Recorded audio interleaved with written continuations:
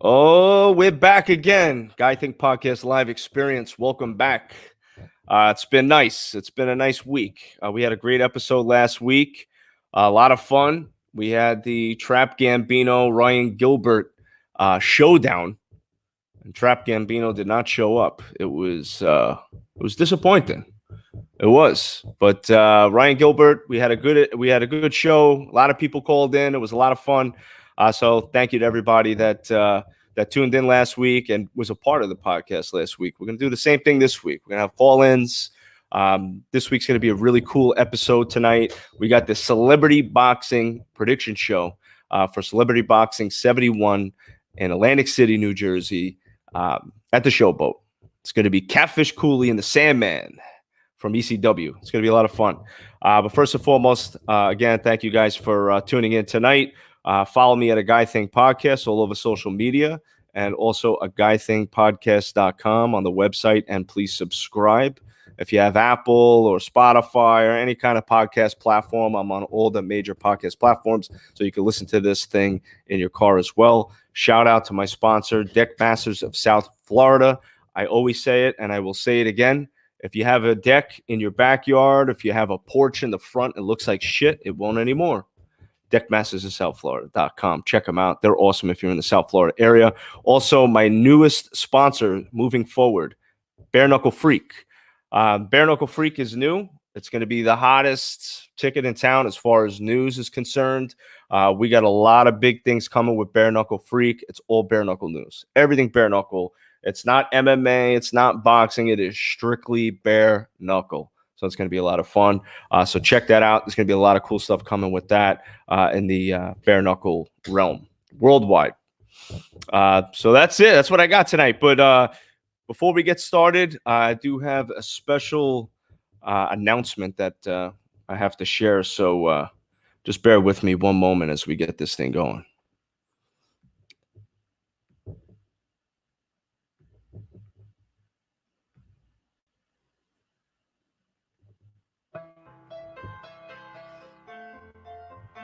It all comes down to this, as in this Saturday, March 7th, from the Showboat Hotel in Atlantic City, bell time, 8 p.m., Celebrity Boxing 71 is here. Icon versus Icon, because in one corner, we got the comedic icon sweeping through the American nation, heart of 1,000 men, strength of 1,000,000 more, led by the Bang Productions team, looking to dominate with a first-round knockout in his boxing debut.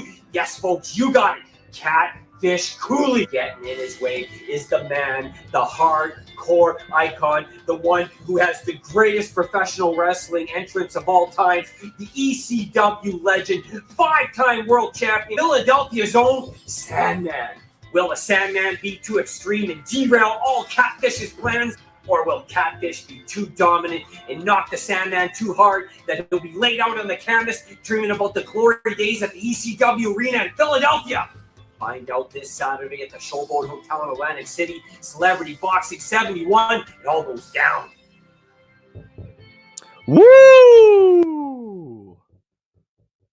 Jamie, that was wild, my friend. You did a great job. How's it going, Joe? Thanks for having me. It's my pleasure, man. It's my pleasure. We already got people. We got people calling in. Oh, hold on a second here. I got a little sound now. All right, there we go. Dude, amazing. I absolutely love the way you do your previews, the way you do all your promos and stuff, man. You're a really, really good hype man. So that was awesome. Thank you so much for that. One of the things we want to really sell about celebrity boxing is the entertainment aspect.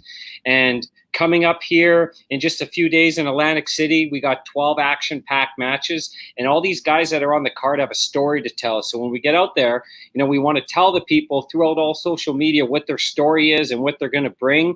And at the end of the day, pure entertainment. And we can't wait to get down to Atlantic City. It's going to be absolutely lit. The Celebrity Boxing's 71 already. Can you believe it? 71 shows in and still rolling strong. So absolutely excited for it. And thanks for having us tonight. Can't wait to get this prediction show going. Oh, yeah, man. I'm super excited to have it. I know we got the callers in. I do see you guys. We're going to get to you in 1 second.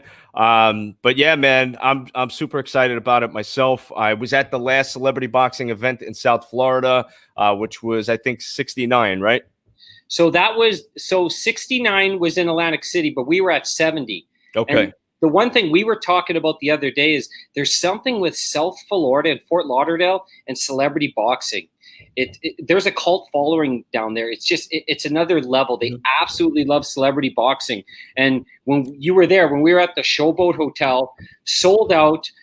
There was people that we had to turn away at the door, probably 75 to 80 people. It's just outstanding down there. And to me, that's like the home of celebrity boxing, maybe, or even the second home. Between that and Atlantic City, they really are in love with celebrity boxing and what it brings. And I can understand why. And that was an amazing night in South Florida. And plus, being from Canada, way up in Ontario North, we're buried in the snow here, Joe, completely buried since October. So anytime we can see some sun, we're absolutely loving it. So that made it even better. Yeah, man. Absolutely, man. I saw the snowstorm that you guys had. You were sending me those pictures, man. I'm like, holy shit. I don't know how you guys deal with that, man. That's why I moved out of New York and I moved to South Florida, man, because I had enough with that snow, bro. So, even for us Canadian, people think Canadians love snow, and we do to a degree. But 6 months of it, come on, man. enough. But not heading down to Atlantic City this weekend. I know it's not South Florida weather, but no snow and a little bit warmer, so I'll take it. Absolutely, man. So, I again, real quick, I was just for the viewers out there, celebrity boxing is just a lot of fun. You never know what you're going to get. It's very exciting. It's like WWE for boxing. I mean, it's very entertaining, funny, family stuff. I mean, really cool. When I was out there in Florida for my personal experience, I had a blast. We did it at the Ocean Manor Hotel in Fort Lauderdale, Florida. Had a lot of fun. It was very entertaining. Damon Feldman is a true professional. He really knows how to, bring a show on and get people on. And everybody that was involved was great. And the after party was great, too, with the Tiki Bar. Had a lot of fun with that. So now I'm happy now that I went to the event as a fan. Now I'm actually a part of celebrity boxing, and happy to announce that I'll be at the next celebrity boxing event in April. As your co-host, pretty much. We're going to be the Jerry Lawler and JR of this thing. I think it's going to be a lot of fun, man. Yeah, we could act like the Can-Am connection. Worked with Brian Breach last time I was in South Florida, and that guy's just phenomenal. I can't wait to work with you. And I think, the crowd always likes to hear another voice. And when we bounce off of each other and keep them entertained and keep them in their seats, we'll do our best to do that. And I'm really looking forward to it. But tonight, Celebrity Boxing 71, this Saturday. And I know we're going to have some folks jumping in here, some of the fighters, maybe some of the fans or managers. But just quickly, there's 12 matches on the card. And this time is the first time Celebrity Boxing has lined up with Bang Productions. And if you haven't heard of Bang Productions, they are reinventing how comedy is presented to the world. And that strictly it starts with social media. So they have a handful of artists that have multi-million followers. Bang Productions says 12 to 13 million worldwide. And we have two of their comedians joining us at Celebrity Boxing 71. Andrew Kahn, and, of course, the one that everyone seems to know is Catfish Cooley. This guy, he's absolutely massive. He's got a massive heart. He's a great storyteller. He's a guy you want to sit down and just hear all the stories from, but you can also probably bench press your Volkswagen. So I want to sit down and have a nice bourbon with the guy, to be honest with you. He's a man's man, but the women like him, the grandparents like him, the cousins like him. The Catfish Cooley's the whole package. Him and Andrew are extremely talented, and they're both fighting. And the main event, Catfish versus the Sandman, and I know we're going to talk about that in a bit, but what two different personalities and what a clash of entertainment that's going to be Saturday night. We cannot wait for this. Yeah, man. It's going to be super entertaining. We got some callers coming in. I wanted to pop some callers in right now because all these people that are calling in are on the card. These are the fighters that are going to be fighting in this event. They are here. Let's is what we do. So we got first caller in is Donnie Hart. Donnie Hart. Hey, Donnie. Yo. Big Donnie, what's going on, buddy? What's up, man? How you doing? Donnie. Jamie, how you doing? So let me tell you something about Donnie first. Donnie is the cheesesteak king of Philadelphia. And he tours, I think he's probably even out of the Philadelphia area. He tours all the different shops. He tells you where the best places to go for cheesesteaks, if they're good, if they're bad, where else to go. So I know when I go down to Philadelphia in a couple days, I'm linking on to Donnie's page. I'm going to find out what he's reviewed and where to go because I want the best of the best when I'm down there. Absolutely. Donnie, thank you. Your videos are awesome, by the way, man. The Philly cheesesteaks, like I love Philly cheesesteaks, man, but I'd never been to Philly before, so I want to have an official one. So when I watch your videos, like I know where to go, man. So thank you for that, man, because they're very entertaining. Can't get that in Brooklyn, Joe. You can't get it in Brooklyn, man. You can't. And a little bit extra, Donnie, I know that you've just started a podcast with Toxic Yes, Radio. Did you want to tell the audience a little bit about what you're doing? Because I think it's a great story. Yeah, man, I teamed up with the super heavyweight champion of celebrity boxing, big time, Tim Kudges. Also another great story, man. It's called Hungry for Hope. It's kind of our story, but we're also really diving into the Philly cheesesteak thing.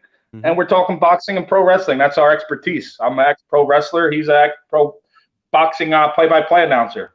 Okay. So why don't you? So how long you been with celebrity boxing for?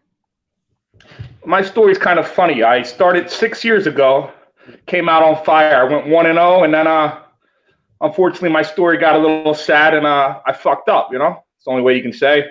I went away for a little. I got everything back together, and I wanted a comeback story, and celebrity boxing was the place I wanted that comeback story to start at. Well, you're right. Celebrity boxing is about redemption. Right. Damon Feldman, the CEO of Celebrity Boxing, has a podcast just based on that theme. And a lot of our fighters, Joe and Donnie, as you know, have had some trials and tribulations in their lives and are rebounding and are success stories. And Donnie's one of them. And, part of, my job and Joe's job today is to help you tell that story to the world. But I really want to get into it. You got a big match Saturday night, Tony Fusco. So you got any words for Tony and tell us how you're preparing?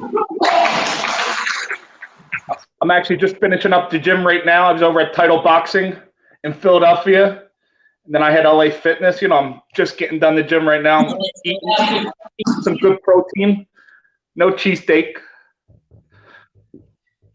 And what do you expect? What do you expect in the match? Are you taking Tony down or expecting it to go all through? Just in life, I don't look at anybody else, man. I run my race. I'm like a horse with blinders. I don't let nothing else get caught up. I'm sure he's a great guy, great fighter, but, the path I came in, the dark times I've seen, there ain't nothing in that ring can hit me harder than life already hit me.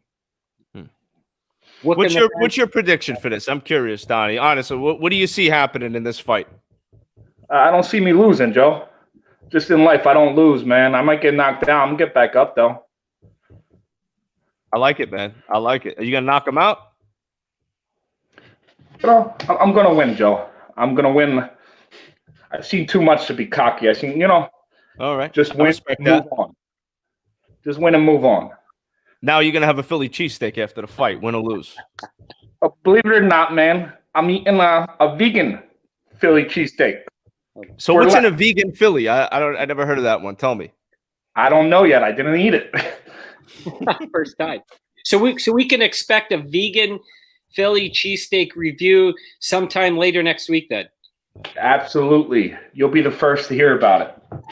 So we got the real quick, the owner, CEO of Celebrity Boxing, the man that's all over TMZ, the man that's all over Howard Stern, Damon Feldman himself. You guys are amazing. I love this, Joe, Jamie. I just love the way this looks, man. This is great. This is how we do it, man. Celebrity Boxing deserves the best, and we're giving Celebrity Boxing the best, my friend. I appreciate you having me on. I'm sorry, I'm at my son's game. I can't leave it because he gets all upset. But yeah, man, I really love what you guys are doing. You guys it's so crazy how things are because you two are just made for each other. You're made for celebrity boxing. And when we get real TV, man, you guys are going to be dynamite. This is just great. We're growing all together. Donnie, too, man. It's good to see you, Donnie Hart. Good to see you, brother. Thanks for having me. This is amazing, you guys coming through with this. Jamie, so the doc. Joe, we got to get you out to Florida, out to AC, man. Hang out in Philly, too. Yeah, man, I would love that, man. I want to run up those Rocky steps, Damon. I never did that before. We're going to get you out here soon. Well, I'm in Florida in March 26th. We're going to do that press conference. So I'll definitely be in touch with you, I guess, because you're our guy down there hosting it down there with Celebrity Boxing. Absolutely, man. I cannot wait for that, man. It's gonna be a lot of fun. It's gonna be entertaining. It's gonna be exciting. So what's it for you about? I mean, what's it for you about Florida? You know, like celebrity boxing in Florida. I know we've been talking about that. It's been a hot vibe down here. What's your experience been?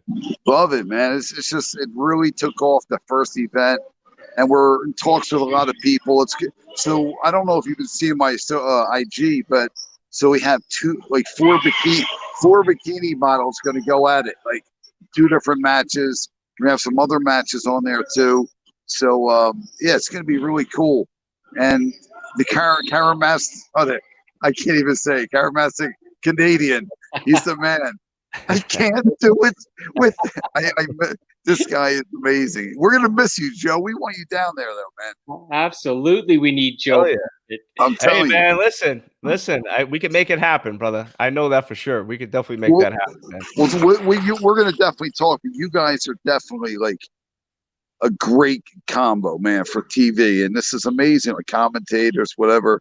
Yeah, we're gonna have some great things coming up here after this. It's been a little bumpy and craziness, but so I don't know if you saw my podcast next week's going to feature RVD, Rob Van Dam, WWE ECW legend. Absolutely. Yeah, he has we got to get him on your show too. He has his new documentaries out on Amazon Prime.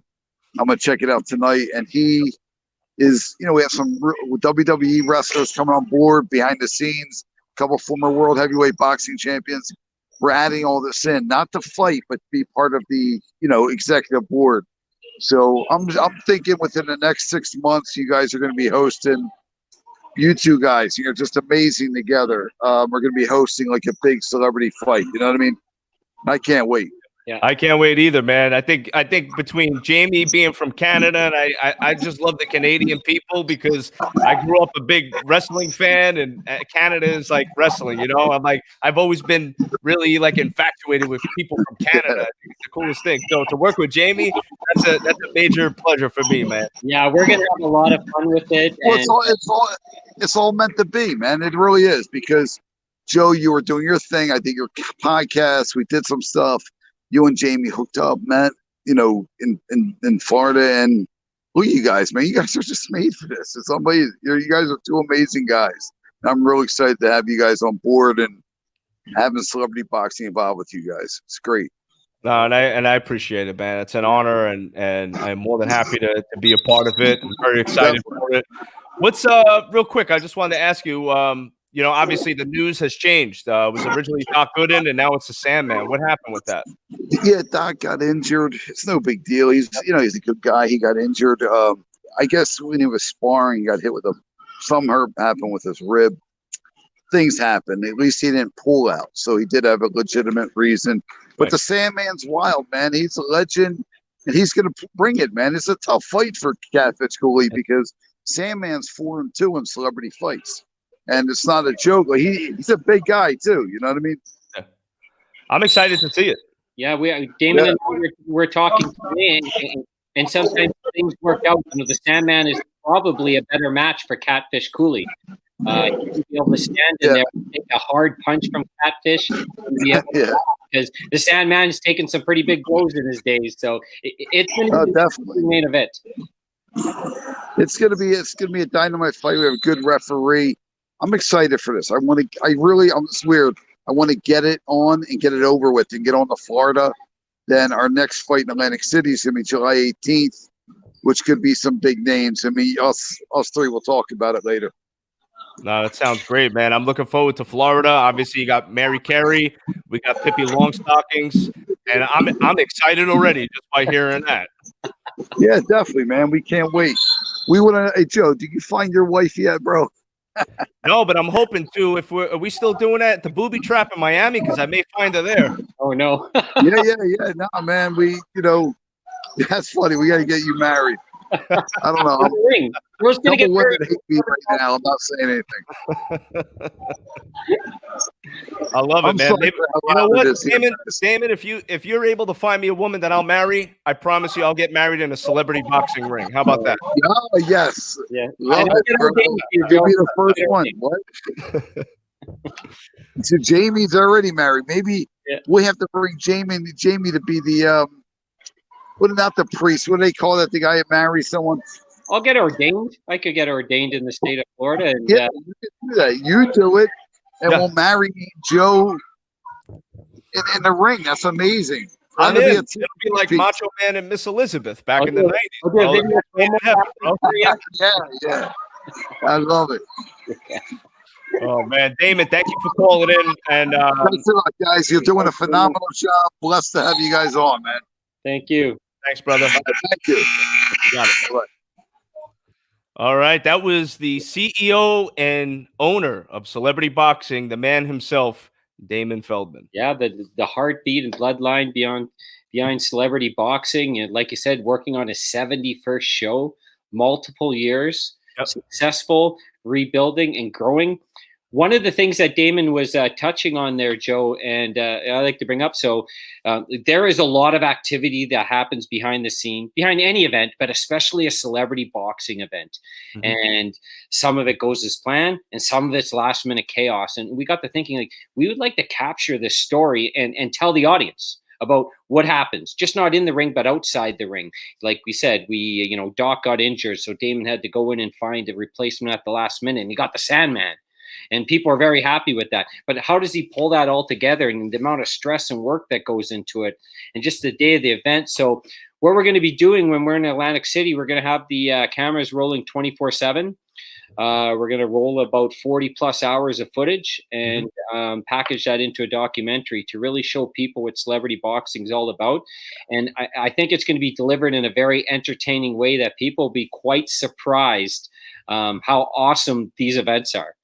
So that's absolutely something that we'll be hoping to release shortly, but we're going to be busy this weekend doing that. Looking forward to it. Let's get to the first fight. Who's in that first match? Let's talk about it real quick. Okay, well, the first one I really want to talk about. We had Donnie Hart and Tony Fusco, and Donnie Hart was just on. Now Tony Fusco's a celebrity boxing veteran. He's been around the scene for a long time. And Donnie Hart's coming back with his own redemption story. To me, that is going to be an entertaining match. These guys, they don't say a lot, but they're more the guys, that do their talking in the ring. And they're both brawlers. They're both hardworking fighters. A lot of punches are going to be thrown in this match. And Tony's fought in 20-some matches for celebrity boxing. And even though he hasn't been in the ring in a while or so, just from talking with him, I don't think that there's any rust there with him. So Donnie Hart is going to be in for a big challenge. I see this one going the distance, but Tony Fusco is the world cruiserweight champion. He's the world cruiserweight champion for a reason, and it's going to be a tough feat for Donnie Hart to take that off of him. Well, we got Donnie Hart on the line right now. He's back in, and as you can see, yes, we got the cruiserweight champ, and we got Donnie Hart himself. So, Jamie said it's going to be a tough match for you, Donnie. What are your thoughts on that? Like I said, man, there ain't nothing you can put in that ring that's harder than I seen in life, So it means nothing to me. I respect the guy. He's 20 fights, whatever. That's awesome. But what I've been through, I didn't do all this to lose my second fight back. I got to say something, Donnie. I mean, you're a big dude. How tall are you, Donnie? 6'4". 6'4". How much do you weigh? 300. 6'4", 300? He's a big guy. Yeah, that's the Philly cheesesteaks, brother. Mama me. I don't know. Tony Fusco, he better back out of this one, man. 6'4", 300 pounds. Woo! That's like getting hit with a dump truck right there. That's deadly stuff right there. Donnie could shock the world if he lands a couple hard punches there in the first round and Tony can't get up. Ooh, I can't wait to see this one, man. I don't know much about Tony Fusco. Jamie, could you weigh in and educate me, please? Yeah, so Tony Fusco actually has a lot on the line in this match. He has 18 knockouts. He's Philadelphia born and raised. He's currently the celebrity boxing cruiserweight champion, the world cruiserweight champion. But the thing with Tony, this is his first time moving up to the heavyweight division. And Tony has something on the line here. If he can come out of this match successful, if he gets the win, then he's going to get a fight against former 2-time world boxing champion Tim Weatherspoon. So so that's in the works. So there's a lot on the line for Tony here. But the problem is he's going up against an absolute wall in Donnie Hart. So Tony may be thinking about his next fight against a primetime world-class professional boxer, but if he's not thinking correctly and Donnie lands a couple hard punches there early on, those dreams could be dashed pretty quickly. Absolutely, they can. Absolutely, Ben. But we'll see. We'll see. Tune in. Celebrity Boxing 71. Any closing words for you, Donnie? Thanks for having me, guys. I just want to tell everybody listening, man, look at me. Never give up, man. Remember, rock bottom is not the end. It can be your beginning. Never give up. Thanks for having me, guys. Thanks, Donnie. We'll see you in a couple days. Thank you for your words, Donnie, and thanks for being on the podcast, man. Good luck. See you, fellas. Take care. He's quite the guy, Donnie Hart. Like you said, 300 pounds, 6'4", but he has what we hear a lot, like the heart of a giant. His podcast is out there on Toxic Radio, and they're helping people going through mental health crisis, substance abuse, homelessness, and Donnie's walked some of these roads. So, he's a giant man, but even a more giant heart. And I see who just popped on the line here. This a well-known name in celebrity boxing. And if you don't know, what's going on? I want to give this guy. I want to give you a proper introduction. So with us now is the man who probably is celebrity boxing.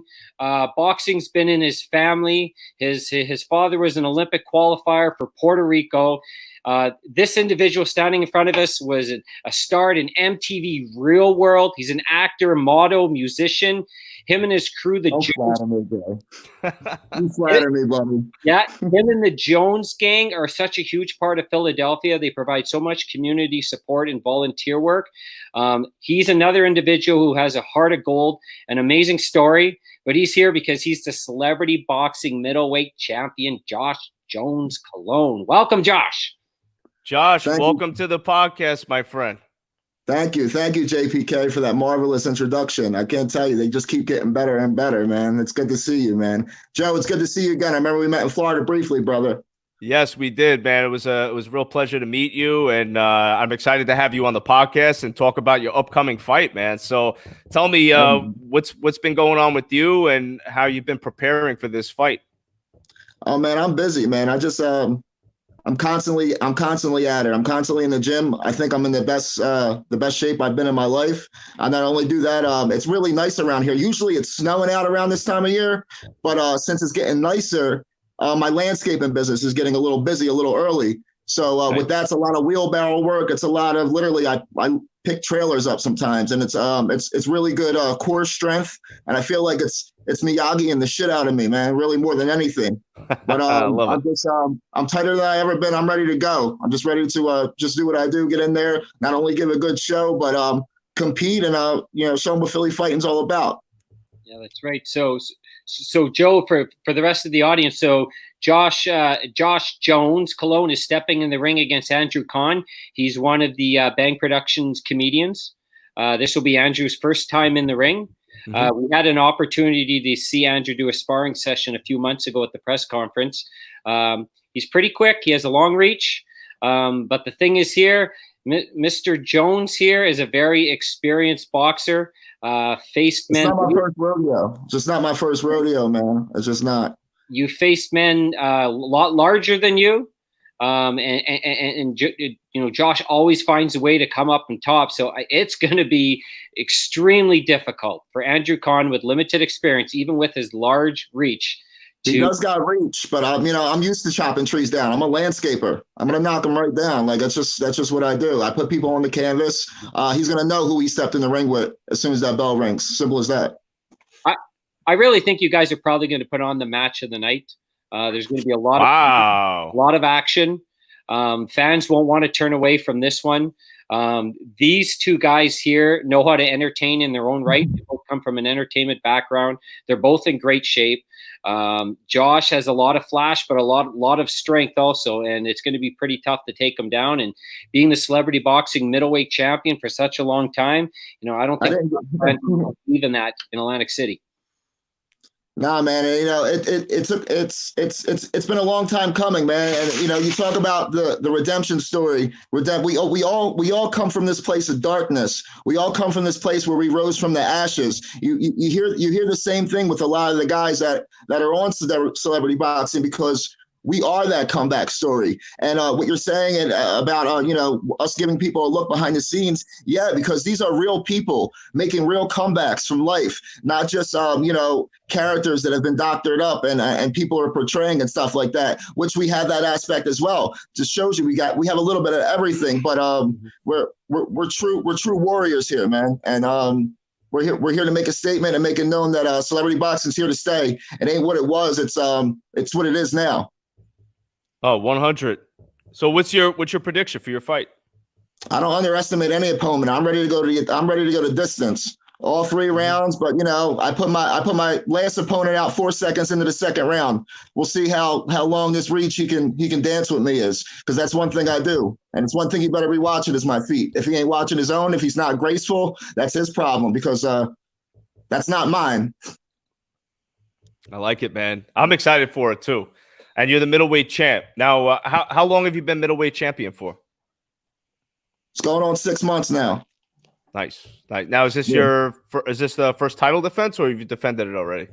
This is the first title defense. Okay. I've actually been I try to get multiple people have said they wanted to step in the ring with me and then, just back out. It happened with Antoine Dotson. It happened with Aaron Carter, Nick Carter's brother from the Backstreet Boys. He was talking all this shit, going around to Logan Paul, all those guys that do the YouTube boxing. Give me a fight. I want to fight somebody, this, that, and the third. I said, you want to fight? Come and fight the celebrity boxing middleweight champion. I'll put my title on the line and I'll put you down in a fucking round. And I haven't heard anything from him since. Wow. But Andrew He's scared, bro. He's scared. That's what I say. I give him credit, I give Andrew Khan credit because he's following through with this. You know what I mean? He's going to step in the ring with greatness, and he just better be ready for it. Simple as that. I can't wait to see it, man. Yeah, like I was saying, this is probably going to be the match of the night. And you should see Josh's training regimen. I've been following him on social media. Of course, he's in the gym. Of course, he's running the streets. But he's doing this like Rocky IV type training mentality, pulling trailers, pulling the big wheels. Like Josh is very concentrated and locked in. He lives and breathes boxing. Like I said, it's in his family blood. So to take something away from Josh when it's been so cemented in his life, like it's going to be climbing. It's going to take a lot. He better have everything. You better just bring it all. You know what I like about you, Josh, man? You're talking about rising up from coming from a dark place, man. And I've been there, and I know quite a few fighters that have been there as well, man. And those are the most dangerous fighters to watch, man. Yeah. When you pick yourself up and you rise from the ashes, man, that's one tough dude right there, man. So I got my money on Josh. I got my money on Josh on this one. Joe. I do. Yeah. And just like Donnie Hart said, ain't nothing going to hit us harder than life. We've been hit hard, really hard, extremely hard. So anybody that steps in that ring isn't going to hit us harder than that. So we're ready for it. Guys like Donnie, even I know Tony Fusco. I'm from South Philly. Me and Tony went to the same high school together. Tony's been brawling before I've been brawling, and literally that's going to be a great fight too. Donnie Hart's a great contender, and it's just such an action-packed night, and we're going to not only provide, we had a write-up in Philly Weekly that said, it's a modern day circus, but nobody minds watching it because it looks that good. It looks that good, Mm-hmm.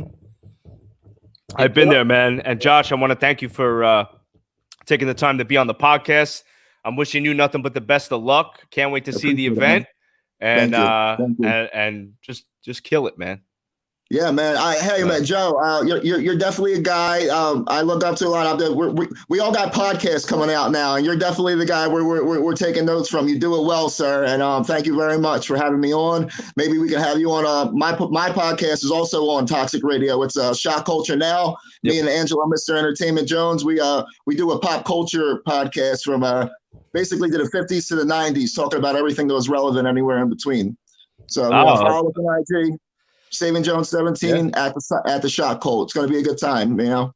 I appreciate it, man. Thank you for the kind words, and I will absolutely be a guest on your podcast. It would be an honor, and just keep doing it, man. Go after your dreams. You know, a lot of people out there, they don't want to. A lot of people, you'll be surprised, want to help, and and work together and collaborate. And then you'll also notice a lot of people don't. They're a little stingy on social media. But the most important thing is that for me, it's always about helping people, man. You know, because it always comes back to you. Somebody helped us. Somebody helped us. And that's why I give back. That's what the Jones Gang's all about. We give back to the community. Not only do we do toy drives around Christmas, we just try to give socks to the homeless. We do all that. Like, it's really hard coming from that place of desperation. But then when you make it out, it's all that much better. And can't nobody take that from you. So anybody struggling with anything, sometimes you got to remove yourself from your situation. And if you can't remove yourself from your situation, you take it and just run. You just got to go. Put yourself away. Long-term treatment's the only thing that works. Stop kidding yourself. A month ain't going to do it. It's just not. It's just not. You got that right, man. I appreciate those words. Let's link up soon, brother. Thank you. Yes, sir. Thank you, Joe. JPK. We'll see you next week. Yes, sir. Good. I have to tell you, Joe, so Josh and Mr. Entertainment, Angelo Jones, they have a podcast on Toxic Radio called Shock Culture Now, and Josh was alluding to it. And one of the things, they talk about everything in pulp culture, what's cool, what's not cool. But they were having a debate the other day of who was the best Ninja Turtle. Oh, come on. It's Michelangelo, right? Like, that's easy, right? Pizza, bro. Cowabunga, dude. Come on now. But Josh disagreed. So that's probably the only one time I've ever disagreed with Josh. But he once again, another guy with the heart of gold, a redemption story. He's a big heart and soul of the Philadelphia area. That he tons for the community, and he's a tough SOB. So this, once again, probably the match of the night. Really looking forward to this one. I can't wait to see it, man. I mean, you got me excited. You know, you're to me, you're the ultimate hype man, brother. You know how I feel about you and your work, man. So when you're telling me that it's going to be a big match, I'm watching. Yeah. There's no question about that, man. So we got another caller coming in. Right. And he's been patiently waiting. So we're going to pull him up right now. John Dams. What's up, John? Oh, big John. Welcome to the podcast, bro. Good. Thanks for having me on. I want to tell you a quick story about John Dams. So when we were in Florida, John Dams is a big dude, but another tough guy. Like, I mean, if I ever needed security, then I'm calling John Dams. Like, but John Dams tried to show me like a couple just stances in the ring of how to like hold yourself. Do you remember that, John? How to hold yourself as a boxer?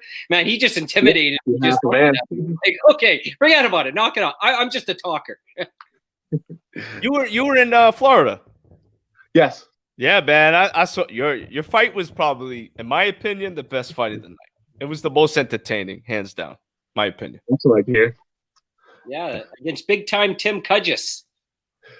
I don't like Tim very much. Not be mean, but they really booed him really bad. Yeah. So I hear the boos on the beat. Why did they boo Tim so badly? One, Jamie and asked me as a veteran of Operation Iraqi Freedom, really instantly crap was on my side.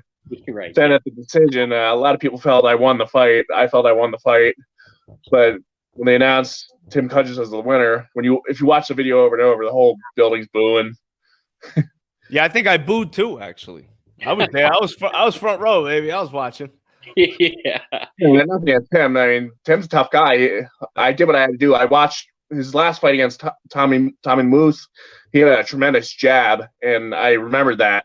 I knew to take out his jab, get in close, really smother him. That's why I rushed him as way I did. I really wanted to take out his jab. I wanted to back him into the corner, eliminate his movement.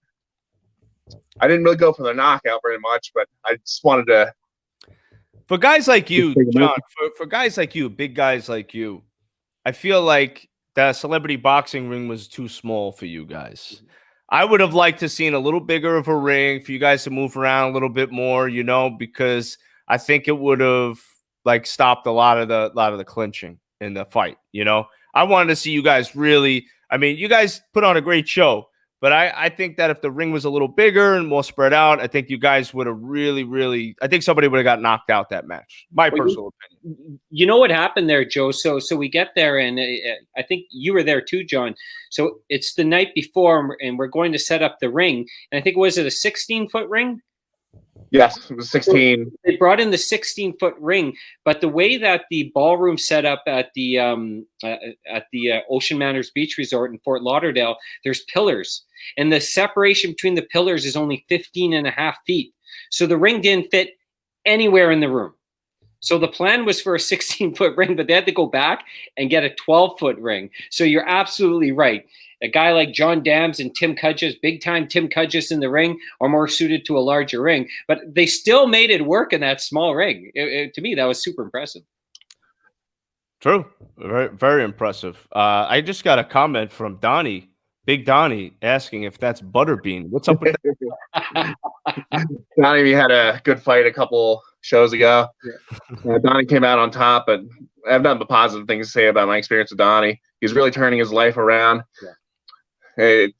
It's definitely a good inspirational story.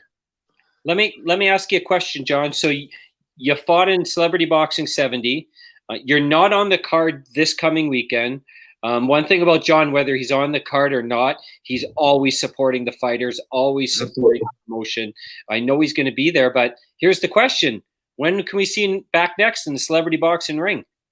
I'm ready to go whenever. I'm going to bring gear just in case if someone doesn't show up, or I'll have gear with just in case. I'll be ready to step in the ring. If not, I'll be there to support or work in the corner. I know Matt Wolf asked me to work in his corner, so I'm there to support anyone any way I can. You worked Matt Wolf's corner when he fought Dustin Diamond, right, Screech? Yeah. How did that go with that quick ending? I didn't realize the fight actually started. I didn't hear the opening bell. I thought he just went across the ring, just sucker punched him and dropped him. I didn't know what was going on, so I'm kind of like waiting for Matt to get up. I didn't realize the fight actually started. I was oblivious that the bell rang. Oh my God! So that's it. Oh, we got a question from Anthony. Hey, John, I heard about you want to fight the Latin Lover again. When will that be? When's that going down? I don't know. That would actually be fun. Both Hazel and I made our celebrity boxing debuts, and we put on against each other back at 67, and we had a tremendous match. Good chemistry. Crowd was into it. Hazel came out on top, but yeah, I would love to eventually get in the ring with them again. Actually, we got the heavyweight champ of celebrity boxing on the line right now, Hazel Roche. What's up, Hazel? How's it going, Hazel? There it is. Whoa, Hazel. You know what I like about Hazel? Hazel got the whole posse, dog. I love it. I love Hazel. He's a good guy. If you want to know something about Hazel, and he's going to tell you why he's the Latin Lover, but you'll probably know if you look at the screen while he's the Latin Lover. Well, they just did a short documentary on Hazel's rise to stardom, and probably about 8 minutes into the documentary, he's in a hotel room having a pillow fight with like 4 gorgeous women. I'm like, Hazel is just loving life. That kind of guy. Yeah, he's that type of guy, but he's focused, he's ready, but he's loved by the women, he's loved by the men, the Latin Lover. Thanks for joining us, Hazel. Thank you so much. So the heavyweight champ, he's got his posse with him. He's got his strap with him. What I want to know is what's going on with the heavyweight champ tonight? Man, I'm over here like always with my team supporting me 100%. I'm loving it, man. As soon as Jamie told me, listen, we're going to have the prediction show, I'll call my team, my ladies, and we over here to answer any question you want to know. And, of course, the prediction. I love it, man. See, that's a real champ right there. Real champ. He's ready to go. It don't matter where it's at, what time it is. The champ is ready. That's a true champion right there. Much respect to you, Hazel. Much respect to the crew. So you got to, Hazel, let's talk about it real quick. You know, somebody asked in the chat, will John go up against the Latin Lover himself again? What are your thoughts on that question? Well, actually, today, Mr. John Dam, I got mad respect for John Dam. I mean, I fought already. I'm 5-0, and there's nobody give me better fight than John Dam. I mean, I bust this guy nose, and he was happy. I went to the back. John, are you okay? Yeah, I'm okay. Like,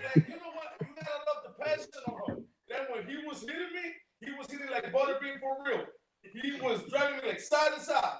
So John Dam teach me that, you know what I mean, you never go back. It doesn't matter if it was bleeding. The only reason they stopped it would be because of combination of the punches. But John Dam is a warrior. I like it, man. I like it. John, what do you got to say, man? You want to do a rematch with the champ? I would love to. That was definitely one of my favorite fights so far with celebrity boxing. Win, lose, or draw, I'm definitely down for a rematch. Only if the title's on the line, though. There we go. So Hazel is the celebrity boxing Latino world heavyweight champion. 5-0 record. Hazel is so we just did a top 10 pound for pound list. Hazel is the number 1 top pound fighter in celebrity boxing. Pound for pound. Well, there we go. What do we got? Uh-oh. I didn't see it. Hold it there. Hold it there. What do we got? Pound for pound, Latin champ. Yeah. This I'm the Latin lover. I think I'm having some connection issues. Latin lover. I am a number 1 huge Hazel Roach fan. I gotta say it. So if the show's going. you haven't seen a Hazel Roche fight, the first thing you're going to notice is his entry. So he comes in with a humongous entourage, great music playing in the background, gets everyone hyped up, and his matches are big time, and that's why he's the Latino World Heavyweight Champion. But Hazel, let me ask you, you're going up against Ian Grant in just a few days. He's a big, strong dude. So how have you been preparing for Ian, and are you worried that you may not be leaving Atlantic City without the championship? You know what? Y'all didn't know this, but me and Ian the other day did a sparring section. He's hard. So you know, that teach me a lot that, you know, he's a beast. He's like a beast. So, you know, but I got this that is bigger than power. So when I go over there, I'm gonna use my head, not get into what he wants. I'm pretty sure I will come out with victory. Hazel's a decorated and very experienced boxer in celebrity boxing. And one of the things Hazel does, even outside of the ring, he's always promoting celebrity boxing. So he hosts events in the Latino community throughout Philadelphia. He's out through all of Philadelphia. He's always wearing celebrity boxing gear. He's always promoting the company. He comes to every event.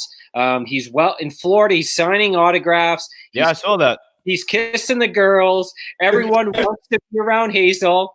Yeah. He goes to these events and shows his live feed on social media. Every guy wants to be Hazel Roche, even with these great pillow fights. But he's a true gentleman, but he is a tough dude. So Ian Grant, large stature, is going to put Hazel to the test. But once again, I can't see Hazel leaving without that championship come Saturday night. It's going to be tough to beat the champ. It's gonna be a great one. I mean, look at this. How do you think a man like me with all these beautiful women, I'm my security in the back, gonna lose a fight? I mean, he's gonna have to get me out of stretcher. You're gonna use mind over matter. Mind. That's right. This fight. So I mean, I got a lot of people counting on this, a lot of projects. I mean, Mr. Grant, again, he's a beast. I mean, I've been with him in the ring already. He's a strong guy. He's heavy-handed.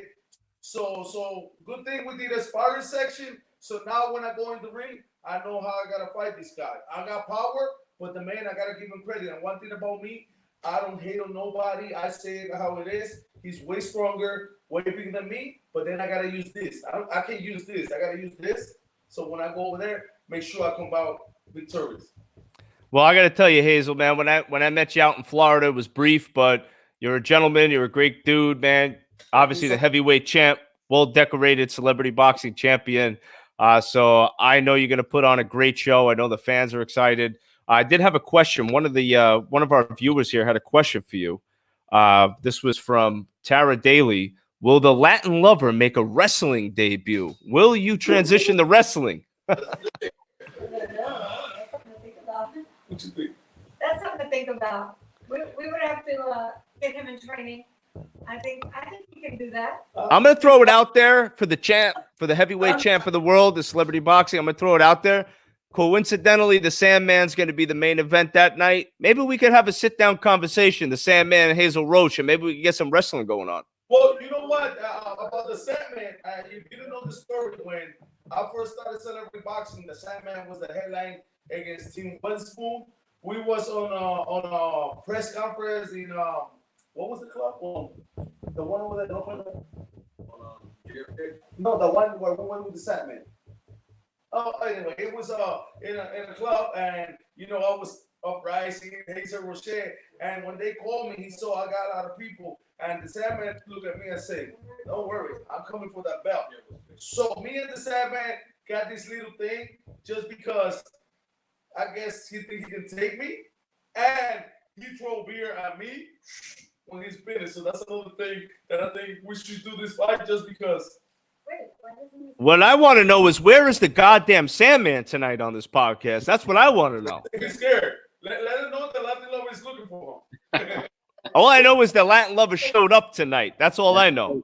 The Latin lover always shows up at anything celebrity boxing. But Hazel, there's one thing, like before you go, you have to mention this. So you've sort of reformed a new team in celebrity boxing, TWT, the winning team. So why don't you tell everyone what it is, what it's about, and who are the family members? Want to tell? Let me leave with one of the ladies. You don't want to tell? Okay, so TWT it consists right now for Mr. T. Cudges, Hazel Rocher, Mr. W, Mr. Jose Gabriel Morales, that is the MBK Vision Entertainment manager. He managed my career. And we decided when we went to Florida, Mr. Cudges called me and said, "Hazel, why wouldn't do a team? Why wouldn't do a team?" I'm like, I mean, it's okay, but Hazel Rocher got a whole team. Hazel Rocher got a whole squad. But I love to show love to everybody who showed up. So I was sitting down. It was like 4 females in my room, and look at that, serving champagne. So I'm sorry, I apologize. So we decide. I thought about the TWT, the winning team, because we are undefeated. We are really winning. So I spoke to Morales, I spoke to Mr. W, and everybody agreed, listen, we can go on with the TWT. Now, the TWT go above celebrity boxing, which we do other things like the win contest. We don't do it, but we got people representing, and we got the second and the third place. We got the ladies. If a man don't have a ladies around, they cannot be a winner. You gotta have this to be a winner. I'm with you on that. See, that's why I like Hazel, man. His mind is where my mind is at. That's what I like. Everyone loves Hazel. Everyone does. So I always thank God, thank Mr. David Feldman. Feldman always believed in me since the first day he saw me. He, Jackie Barber, Linda, Jamie Klomp, since the first day he saw me, he said, "Listen, Hazel, we're gonna do it." So Mr. Diana over here, besides being one of the team there, she's the one slapping me in the back too, so I won't slap. We got a lot of projects coming on, movies, a lot of things. We're working on a movie, true story about Hazel's life from the beginning to present, and his downfalls and his todays. Wow, that's amazing, man. Yeah. Congratulations. Thank you so much. So, thanks to y'all, because by y'all doing all this, inviting us, you make us bigger. Everybody can see, I know who's the real Latin lover. The Latin lover is not about females only. I'm about to create memories and make people happy. When they go there, they can see me. Whether not everybody likes you, because it happens, not everybody likes you. But you know what I mean? We got to keep moving forward. As long as I keep doing good and make people smile, make people happy, I'm going to be over there. We want to make him known as a motivator, especially to young children. The great thing about And to men too, because these motivated guys. Oh no, you're great, and I think Hazel, you got a natural chemistry about you, man. I think people are very drawn to you, man. So you got that, and that's something you can't teach. You just got that energy, man. So I'm wishing you the best of luck at the next event coming up for your title defense, and I hope to see you in Florida. I'll be there. Yes. On the 24th, I'm pretty sure I'm gonna be fighting somebody. I'm gonna take my crew. My crew gonna be over there. So everywhere the Latin lover goes, the ladies goes, the men's go, because I want to thank everybody over here again. It's not the Latin lover who make this. It's the females, it's the guys, it's everybody. So it's a team. It's a team effort. I'm not gonna come over here and say, oh, Hazel Roche is this, Hazel. No. All of y'all make the Latin lover. If y'all didn't push me to that level, it won't be nobody. Just Hazel Roche. I might have been maybe picking up cans or something, selling something like 200. All I gotta say is Hazel Roche 2020, baby. Let's do it. He's doing it. He's doing it big, and Hazel does as well. He works hard, but he surrounds himself with good people, good trainers, and most importantly, family. And they're always there to support him. And I think that's what carries him on. And he is the charismatic guy in celebrity boxing, and that's why people, you're right, Joe, are drawn to Hazel, and that's why they're so proud to call him the world heavyweight champion. So good luck, champ. Can't wait to see you in a couple days. It's going to be amazing. Thank you, guys. Thank you for having me. Thank you for having everybody over here. And anytime, you're more than welcome to mi casa. All right. Oh, man. God bless you, man. Thank you, brother. God bless you, too. Have a great night. You too. Take care, guys. Take care. We just had the heavyweight champion of the world of celebrity boxing, Hazel Roche. What an honor to have the heavyweight champ on. And you have to, and if you haven't seen it, I'm going to share it. This documentary on his life, and I know they're working on an extension of it, but it's quite the thing. He's running the streets with Rocky, and they show the training platform, but they show the love for his family. But this pillow fight, Joe, this pillow fight's unreal. It's like a Playboy model shoot. Like Hazel's living life to the absolute fullest. People just love him. And he, like I said, he represents everything that's celebrity boxing. He's about it every single day. Yeah. And Ian Grant, his opponent coming up here in Atlantic City, is a tough dude, a very quiet guy. Can keep things to himself. Gotta watch those quiet ones. Yeah, those quiet ones. But once again, Hazel is bringing a lot of that, attitude, a lot of that big presence. A lot of that support behind him, and even with the big entrance, we find sometimes psych some of these boxers out before the match even starts because they just feel like they're overwhelmed. But Ian Grant, once again, he's no pushover, so this will be a very, very good match. But once again, when you're the world heavyweight champion, you're going to have to perform miracles to take that belt off the champ and to take it off. And so Hazel's sneaky good, bro. I mean, obviously he's an imposing figure. There's no question about it, but he's sneaky good, and sneaky. You got to be careful with sneaky good because that's a tough order right there, man. And I like it. And Hazel's a good dude too, man. So I'm definitely gonna be rooting for him, man. I gotta say it. I got Hazel on this one. That's my prediction. I think I'm with you there, just to see how much passion and love and persistence this guy, and I'm sure Ian Grant is doing it, but Hazel's up at 4:30 every morning in the gym, doing his weights, having his food. It's one you've heard it. You get tired of watching someone work out. Like this would be one of those guys. Look who's here. That's my guy right and now. Then we got the man himself, Nick Fresh. Nick, welcome to the podcast, my friend. Welcome. What's up, Joe? Thanks for having me. What's up, JPK? My pleasure. My pleasure. Let me provide Nick Fresh DiDonato with the proper introduction. So coming into this, he was celebrity boxing #1 contender. But they call him Fresh because when he was young, he always had the coolest clothes, the coolest gear. He always looked fresh. He always smelled good. So the lady said, or so Nick is telling me that the lady said. But Nick's a real charismatic guy with a lot of heart. Has a soft presence when you meet him, but he's a guy that does his talking in the ring. Heart of gold, hard worker, star of MTV's Catfish, ran for local political office, and now that's cool. Celebrity Boxing 71 is going against Cletus Bailey, and you could tell us all about this feud, Nick, because it's been a lot of fun for the America's Cruiserweight Championship on the line on Saturday. So thanks for joining us, Nick. I appreciate Welcome. that, JPK. Yeah. Hey, what's up? What's up? So man. Yeah. I know that you and Cleveland are going head to head. in a couple days, and there's been a rivalry, to say the least, on social media. You guys exchanged a few words, so why don't you tell the rest of the world what's been going on with you two, and what can we expect Saturday night? Well, so today's my 1 year anniversary of celebrity. Actually, my first fight in celebrity boxing. So I'm 3-0 in that span, and I just think like, you know, it's a lot of work that goes into this. You know, it's not just getting in the ring and fighting. There's a lot of events you got to show up for. There's a lot of pictures you got to take. There's a lot of conferences you got to make. A lot of travel. So to think that I'm gonna just go in there Saturday and lay down for some clown that was obviously politicking for his spot. It's his first fight and he's got a title shot. I had to work my way for this title shot. So Wow. this means a lot. This means a lot to me. And like I told him, there's 3 things he can gain from me on Saturday. 1's an ass whooping. 2 is my respect. 3 is the cruiserweight championship. But the only thing guaranteed is the ass whooping. I like it. Yeah.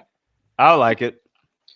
And this heated, and Cletus has come back with a few words for Nick, and that really draws us to the entertaining aspect. Both individuals know how to cut a promo, know how to promote their fights, but there is some serious tension here between the two of them. You can feel it. We can see it in Nick.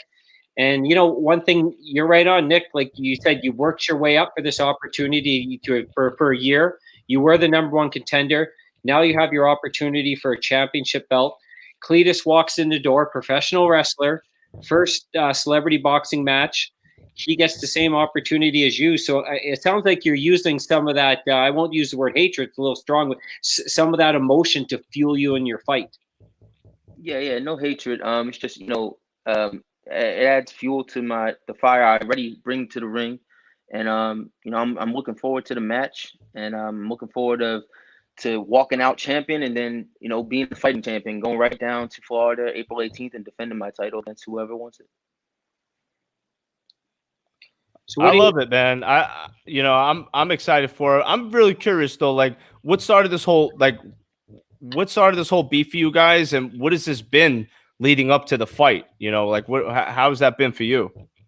So I really had nothing, no animosity towards the guy. I mean, he just got on. I guess when the match got made, he got on Facebook and he was just talking reckless. I showed up to an event that we both happened to be at, and he decided to call me out. We got into a little tussle at his event, and I punched him in the mouth. We got broken up. It got broken up or whatever. It was a couple weeks ago. Oh shit! But he's just relentlessly been talking, a lot of trash. And I feel like for somebody to just humble yourself a little bit, for someone that just walked in and got a title shot, so, and that's that. And so that's where also his last name is Bailey, and he's been acting like a clown, so I call him Cletus the Clown. Wow. Why'd you punch him in the face? What happened with that? It just we got into a tussle. He called me out.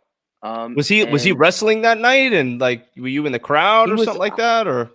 Yeah. It was well, he didn't have a match. He had cut a promo, okay. And he felt the need to just call me out. I guess he had word that I was at the same event, and he called me out. We got into a little tussle. And then just one thing led to another. I swung on him, and then it got broken up before anything else escalated. Wow, crazy, man. Yeah. So Nick, let me ask you a question. For those fans who haven't seen you fight before, and they're coming to Atlantic City, what can they expect in a Nick DiDonato match?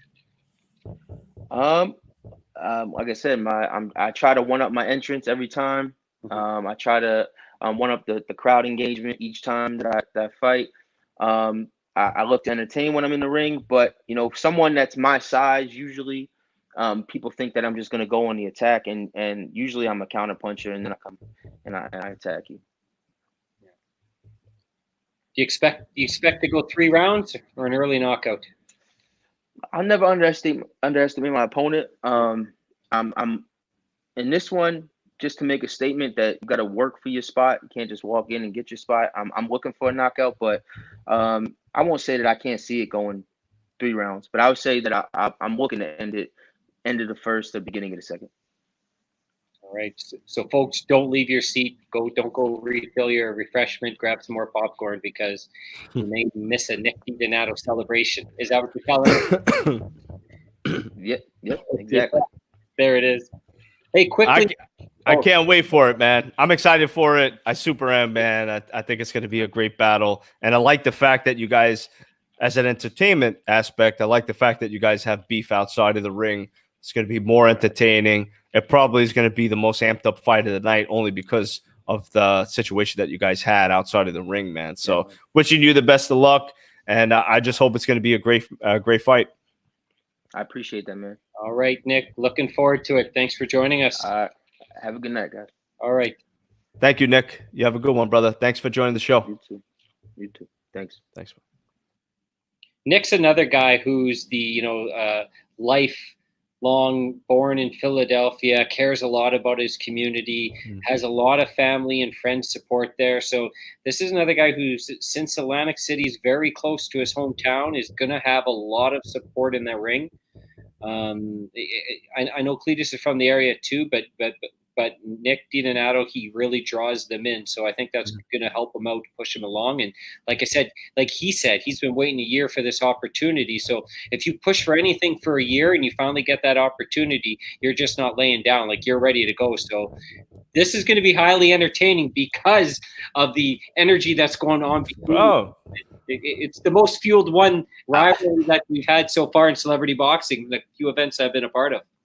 Bro, I 100, man. Absolutely. I agree with you, man. I think this is going to be a knockdown, drag out brawl. I really do. There's some animosity. There's some hatred there. So, it's going to be a good fight. And these guys really want to hurt one another. So I'm looking forward to that.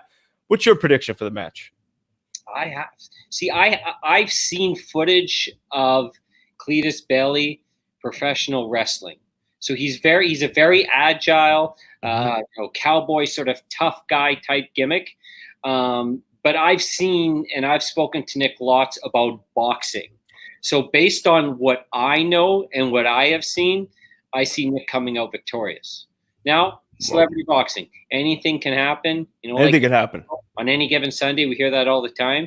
Nick could have an off night, but just the fact that he's had this eye on this opportunity for a year, he's been motivated, he's carried himself well, he grows and he grows. I can't see him letting this slip through his hands.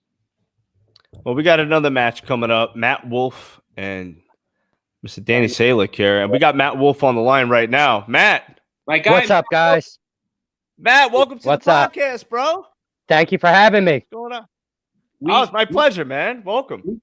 We have to tell the world quickly the story about Matt Wolf and how impressed we are at celebrity boxing with Matt.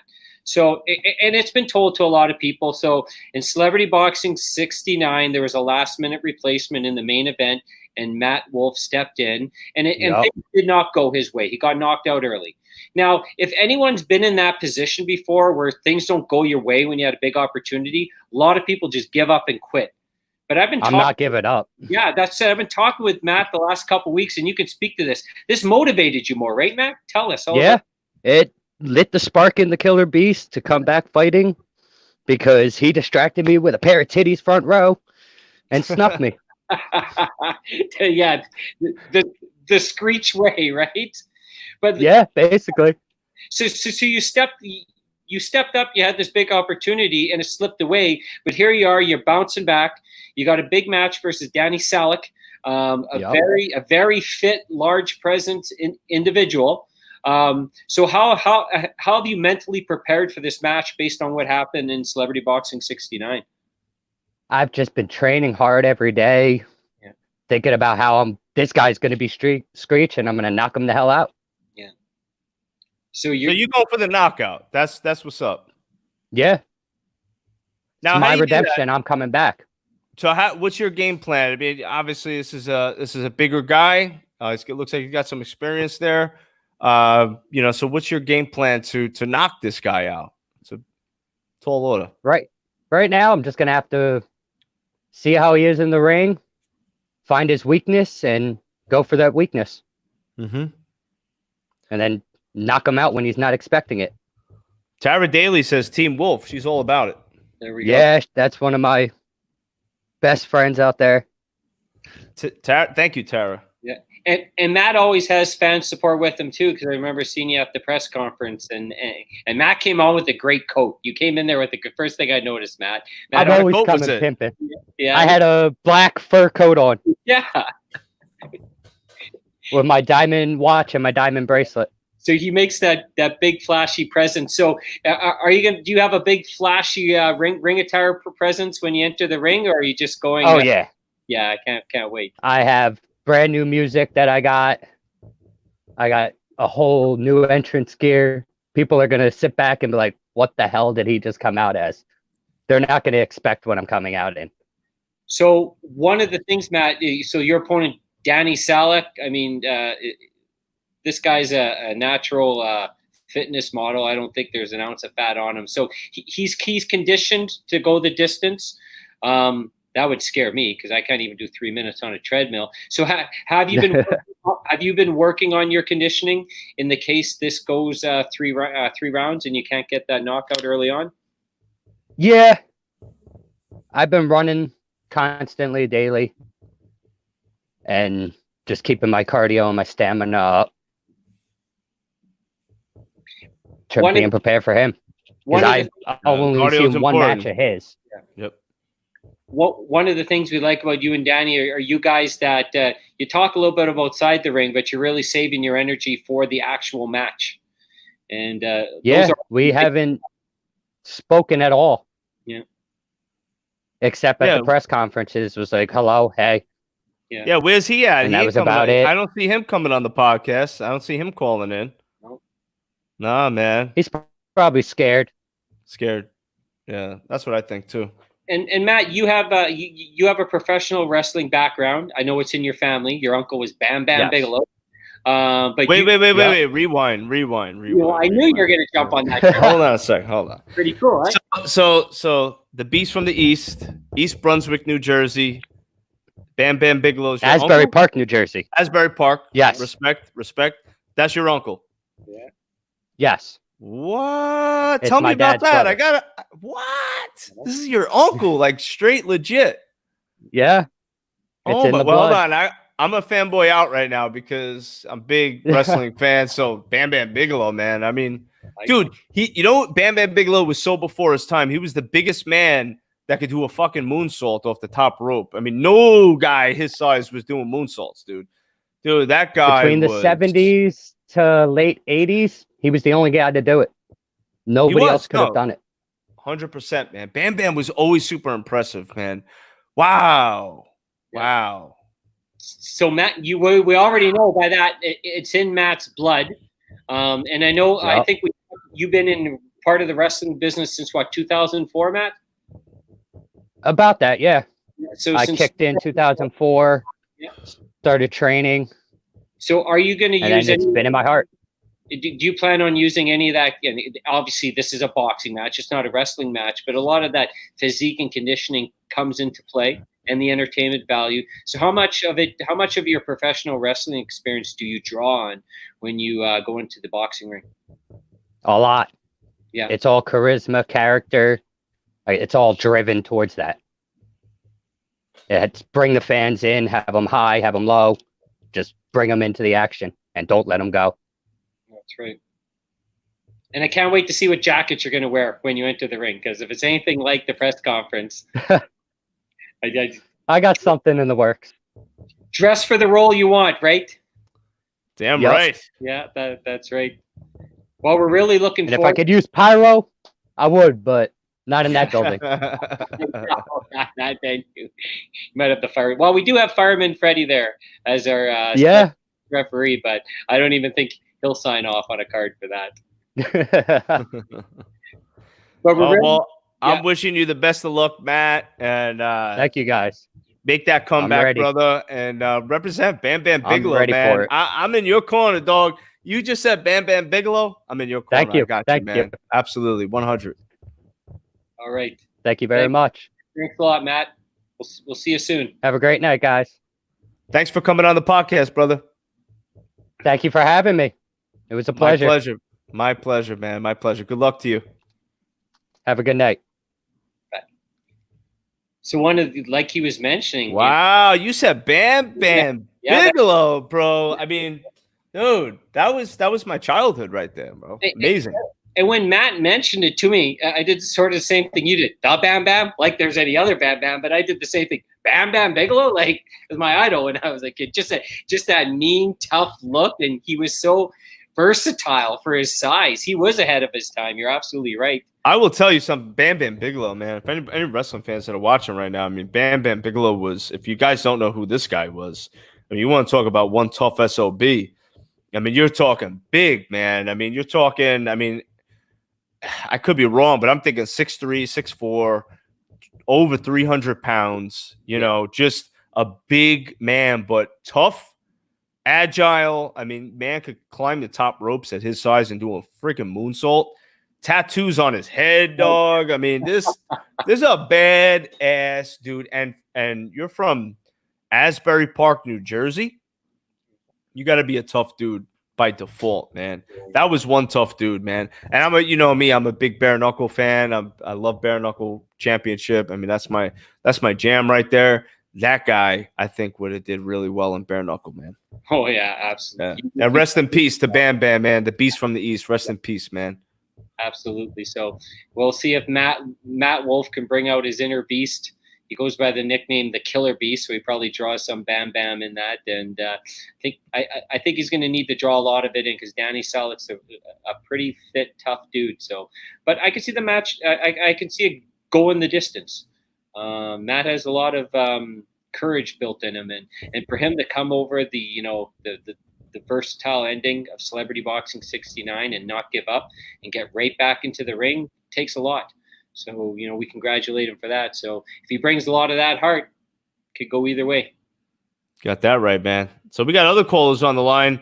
Man, wait, hold on a second. Look who's popping up right now. There it is. My guy. Man, the man himself. There he is. What's going on? What's up, man? Hey, listen, this is not cool. This is coincidence. You see it, Joe? A Yankee shirt on. You know, I didn't even know you. I didn't even know you were gonna have that on, man. I gotta tell you, man. I liked you from the moment I met you. I liked it when we spoke on Damon Feldman's radio show. But now that I know you're a Yankee fan, bro, much love, man. Yeah, much love. And all I have to tell you guys is something. Let's go Blue Jays. Come on, let's go Jays.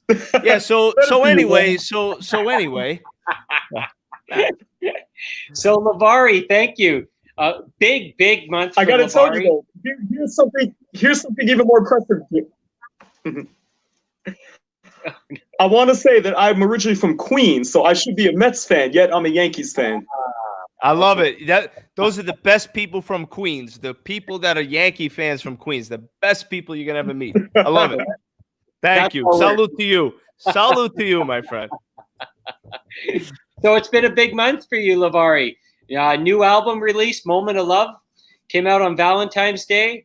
Rocking right up the charts, getting a lot of airplay, album sales. You performed at New York Fashion Week. And something big coming up with Celebrity Boxing. You're doing the national anthem on March the 7th, kicking off the show. So tell us all about your month of February. What an amazing month for you. All about it. Wow. First of all, I'm so grateful to be in the presence of great company. I'm so excited about all the fighters, man. You know what I'm saying? I do have a favorite. My bet is definitely on Josh Colon. So, definitely looking forward to that. And that's one tough SOB right there. Facts. And I just moved to Philly recently, man. So, I got to chop it up with him and Angelo and everybody. So it's really cool. And yeah, man, I'm honored to be singing the national anthem in AC at the event, man. That's awesome. Yeah, that's exciting, man. I gotta tell you, bro. First and foremost, you're a great singer, great entertainer. I've seen a lot of your work, man. Seriously, for real, man. And you're a cool friggin' guy, man. So that's great. And I got to tell you, one of the talents I wish God had blessed me with was a singing voice, but He did not. I could hit a falsetto here and there, but not too good. But I appreciate the fact that you're a great singer, great entertainer, man. So, I mean, if I could sing a national anthem at an event, that would be a dream come true. Unfortunately, that will never happen. But I will live vicariously through you. So, how does that feel for you being on the stage in celebrity boxing, knowing that you're going to sing, America's greatest song? First of all, thank you so much for all of your words. That means a lot to me, Joe. Thank you very much for saying that. I appreciate it. I got to tell you, one of my biggest dreams growing up was to sing the national anthem. I was like, I want to sing the national anthem at as many events as I can. And then my first opportunity to sing it was in college. So, I've been doing it at several places, especially on Veterans Day and Memorial Day in Jersey City. God bless those that serve our country and protect our country. So it's always an honor. I'm always as excited to sing that as I am. You know what I'm saying? So, and to do it in Atlantic City, legendary showboat in front of you, ladies and gentlemen, it really is a blessing. And like seriously, so and I'm always glad to be in good. I had a lot of doing celebrity bounce in Florida, so this is gonna be best as well. You gonna be in Florida, bro? You coming down to the Florida event? No, I'm sorry. I did the Florida event. I did the previous event in Florida. Yeah. Celebrity Boxing 70. But you're gonna come down to the next one in April? Hey man, if I'm asked, I will. So let's get it. Hey, Jamie, me and you are gonna tag team Damon, bro. Let's have a chat with him, bro. Because when Lavari was last in Florida with Adam Barta and Patricia Cantrell, Tan Mum, what performances that they put on. Just amazing live performances, amazing vocals. People are off their seat dancing, and that fits right into the celebrity boxing platform. But now we have a supersized Lavari. We said a brand new album that's just released, rocking right up the charts. The Billboard dance charts.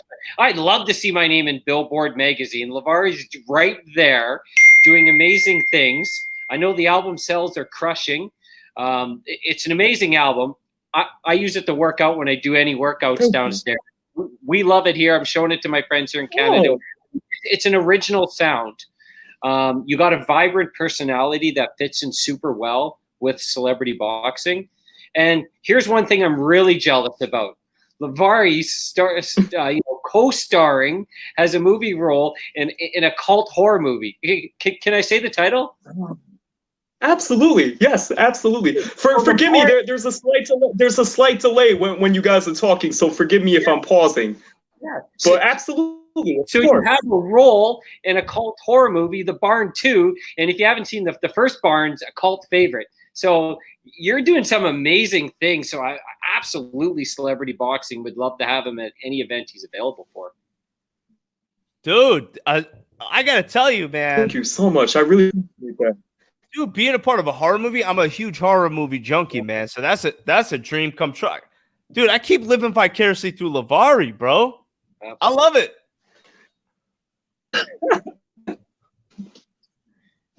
So much, man. So that being said, one of my favorite, I'm sure you too, my favorite horror franchise. I don't know what yours is. What is your favorite horror franchise? Jamie, what's yours? Saw. The Saw franchise. Saw franchise, Jamie. I'm old school, bro. I like The Exorcist, man. Oh, okay. I like some demonology shit. Okay, man. cool. I like the devil. So Friday. Okay, so Friday the 13th is my favorite, and the star is the original Jason from Friday the 13th. Mm-hmm. Really? So that's who I play opposite. Yes, sir. Ari Lehman, original Jason from Friday the 13th Part 1. He plays my boss. I love it. And then our nemesis is Legally, B-movie scream queen, my favorite horror film actress time. Ever since I was to meet her, and now I'm in a movie with her. It's a blessing, man. I'm grateful. It's out later on this year. And where, Lavari, if you want to tell everyone where they can get a copy of the new album, Moment of Love. I know it's out there on all the platforms, but why don't you let everyone know? Sure, Moment of Love is available now on all platforms, all streaming platforms, iTunes, Amazon, etc. It's also available on Amazon, and I know our celebrity boxing alum, Linda Finelli, she got a copy. She ordered a pre-copy of it, so that's a Linda. And Linda, yeah, where you at, Linda? you can stream it on Spotify, Amazon, iTunes, Apple, all that good stuff. Awesome. Yeah, it's everywhere and it's moving. And I know we're trying to get Linda on, and I know she's going to say fantastic things about the album because she keeps raving about it, and justifiably so. Right. But it really is. Yeah, it really was an exciting February, and I know you're going to keep moving into March and keep living that artistic dream. Envious. But this horror movie thing, the minute I heard about it too, Joe, I'm like, okay. Now I'm a mega Lavari fan. Like, yeah, dude, I'm a big fan of Lavari, man. I'm a big fan, bro. So this just makes it. This locks it in, bro. This locks it in right here. Yeah. But we're really looking Thank forward. you so much. I'm gonna show when we link up in AC. I'm gonna show you guys behind the scenes. We don't want to give away any spoilers, but wait until you see the special effects they did on me. I'm gonna show you guys when we link during the weekend. Yeah, that's going to be good. It's going to be a fun weekend, and so happy you're part of it again. You're a big part of celebrity boxing, Lavari, and I know they're all happy to have you aboard. Thank you, gentlemen. God bless you. I really look forward to seeing you all in person. Thank you so much for having me on the show. I really appreciate it. Okay. Absolutely, man. My pleasure, man. Wishing you nothing but the best of luck. Good luck in AC, and I know I'll see you soon, my man. So keep doing your thing.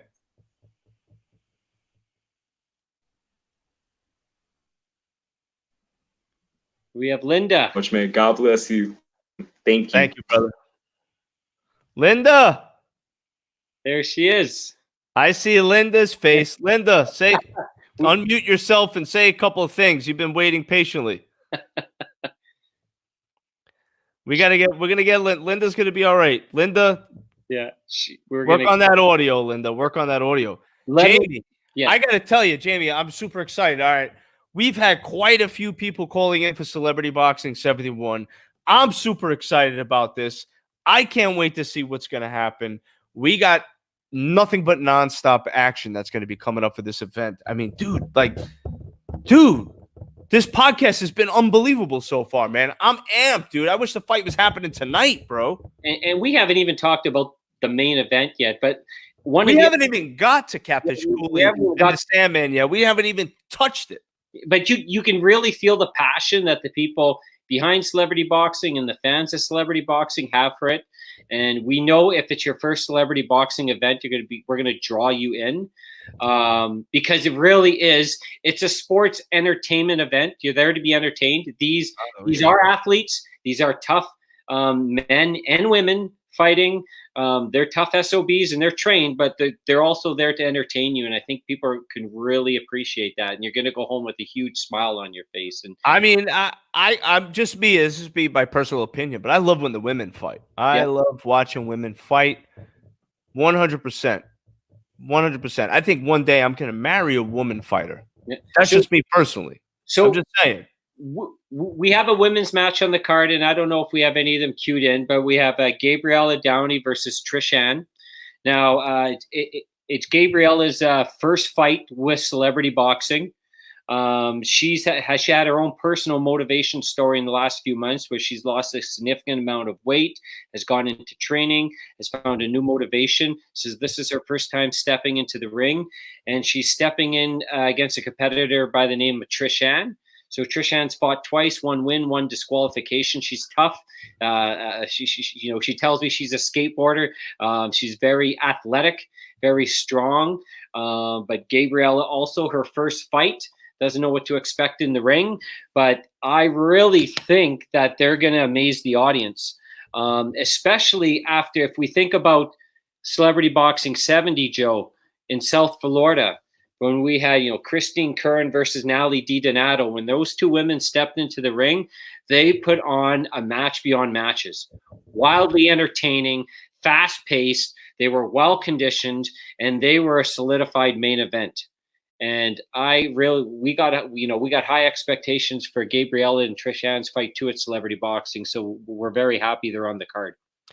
Jamie, let me ask you, man, because you're the voice of celebrity boxing, man. You are the heart and soul of this thing, along with Damon Feldman. I got to ask you, I want to get a little background for our viewers of both of these women. So Gabrielle Downey, let's talk about her for a minute. What's her claim to fame, and what brings her to celebrity boxing? So her claim to fame is being a personal motivator of people and helping people get back on track on their lives. She has had some setbacks, just recently discussing with her. We had a sit-down interview. She did lose a husband to suicide. And her son struggles with mental health issues, and she makes this public because she knows a lot of other people across the nation suffer from the same type of adversity. Right. So she uses her own personal tragedies to help motivate people get out of their own downsides and depressions. And she's found fitness in her life.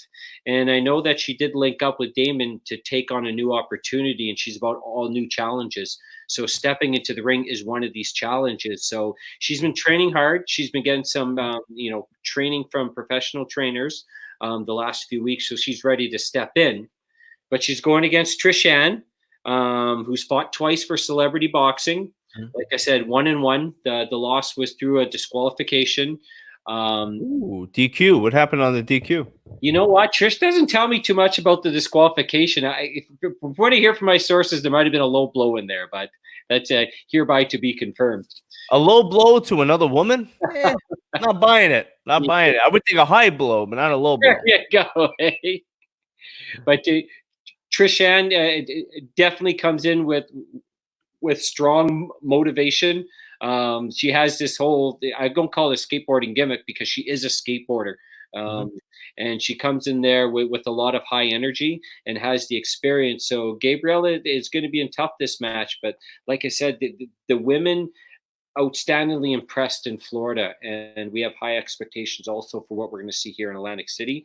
And there's only one women's match out of 12, and the whole thing in celebrity boxing is that, we hope we see some more even diversity, because we know, even if you look in the UFC world, that these women some of them are tougher than half the men out there, and their abilities to put on such an entertaining match is sometimes outsourced. So it's going to be a heck of a match to watch. Yeah, man, it really is, man. I'm excited to see it. I always love women fighting. I don't know what it is about two women getting in the ring and beating the crap out of each other, but I just happen to like it very much. So by default, I am going to enjoy this match very much. So yeah, it's going to be very good. Do you have anyone else on the line? We do. Yeah, we got this gentleman right here has been patiently waiting, Mr. Tim himself. Tim is in, bro. Tim is in. Tim, welcome to the podcast. What's going on, guys? How we living, brother? Living good. Waiting for this fight, March 7th, a couple days away. I'm excited. I'm excited to see you, man. I met you down, welcome to the podcast. I met you down in South Florida, outside of the Tuscan Grill, man, and you're a good dude, man, and happy to see that you got the strap with you, bro. So good luck to you. Welcome to the podcast. And what's going on with you, man? Not much, man. Just getting ready, getting my fans ready. A lot of people are going to be showing up for support in Atlantic City, and I can't wait. I get a bigger ring this time than the last time in Florida when I won this belt, so I'm very excited to show off, the fastest hands in the super heavyweight division. So this is big time Tim Cudgeson. He has a big time presence in the ring, and Tim has his own story of redemption that he shared many times, and he may want to speak about it. But Tim came into the ring in Celebrity Boxing 70, faced some adversity from the fan, but came out the champ, carries that big time presence. But here we go again against Luis Perez, Special Force, professional wrestler, pretty talented individual. So how are you planning to retain that championship, Tim? Any special plans in your training measures, and what's your approach to the ring come Saturday? I mean, it's just boxing. Like, I'm not going to look for the knockout. I'm going to outbox him. Box his ears off. We did the pre-weigh-in at Salsa last Thursday.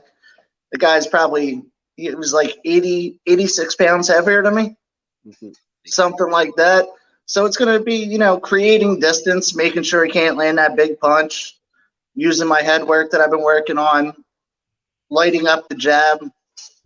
The jab is fast, gentlemen. The jab is very fast. I love it. I love a fast jab. I don't like getting hit with a fast jab, but I like a fast jab. So got to use it to create distance.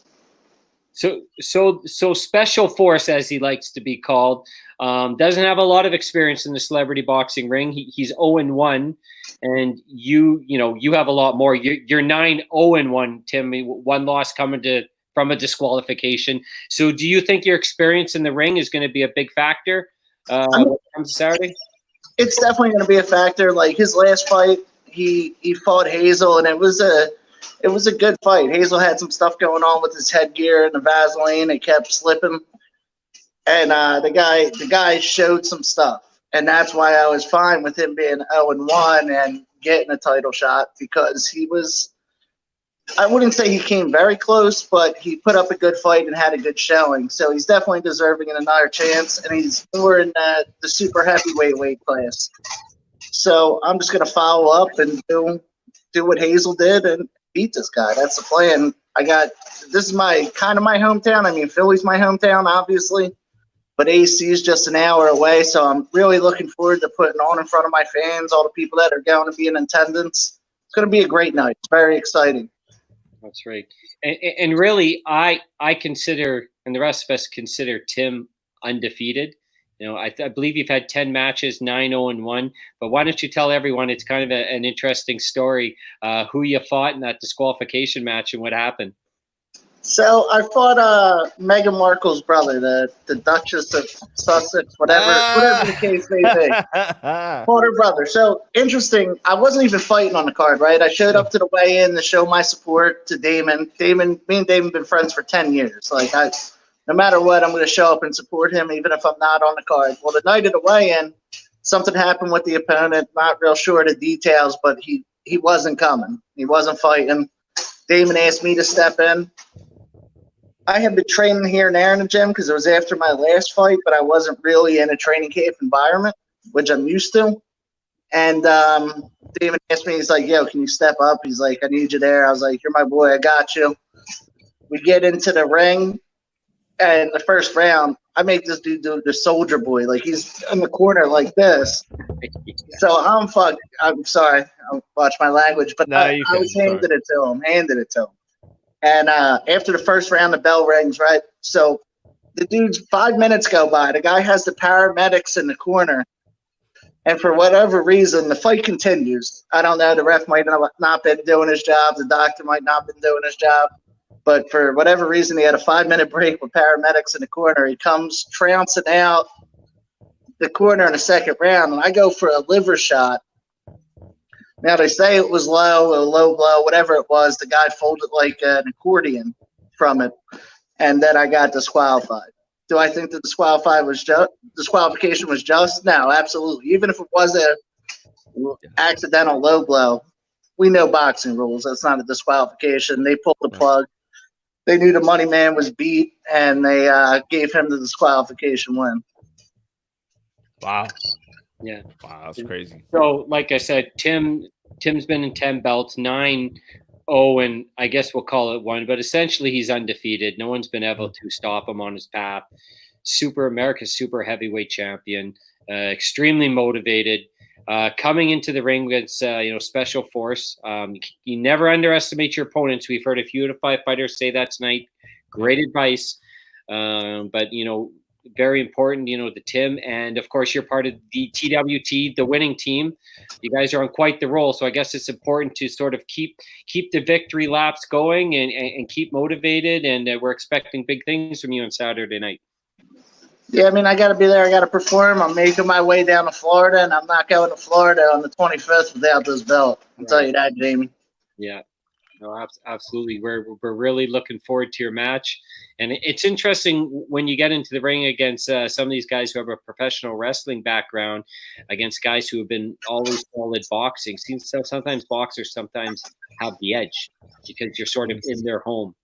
And I really find from what I've seen that you're going to be carrying that title home after Saturday night, Tim. But even more important, we know it's going to be a highly entertaining match.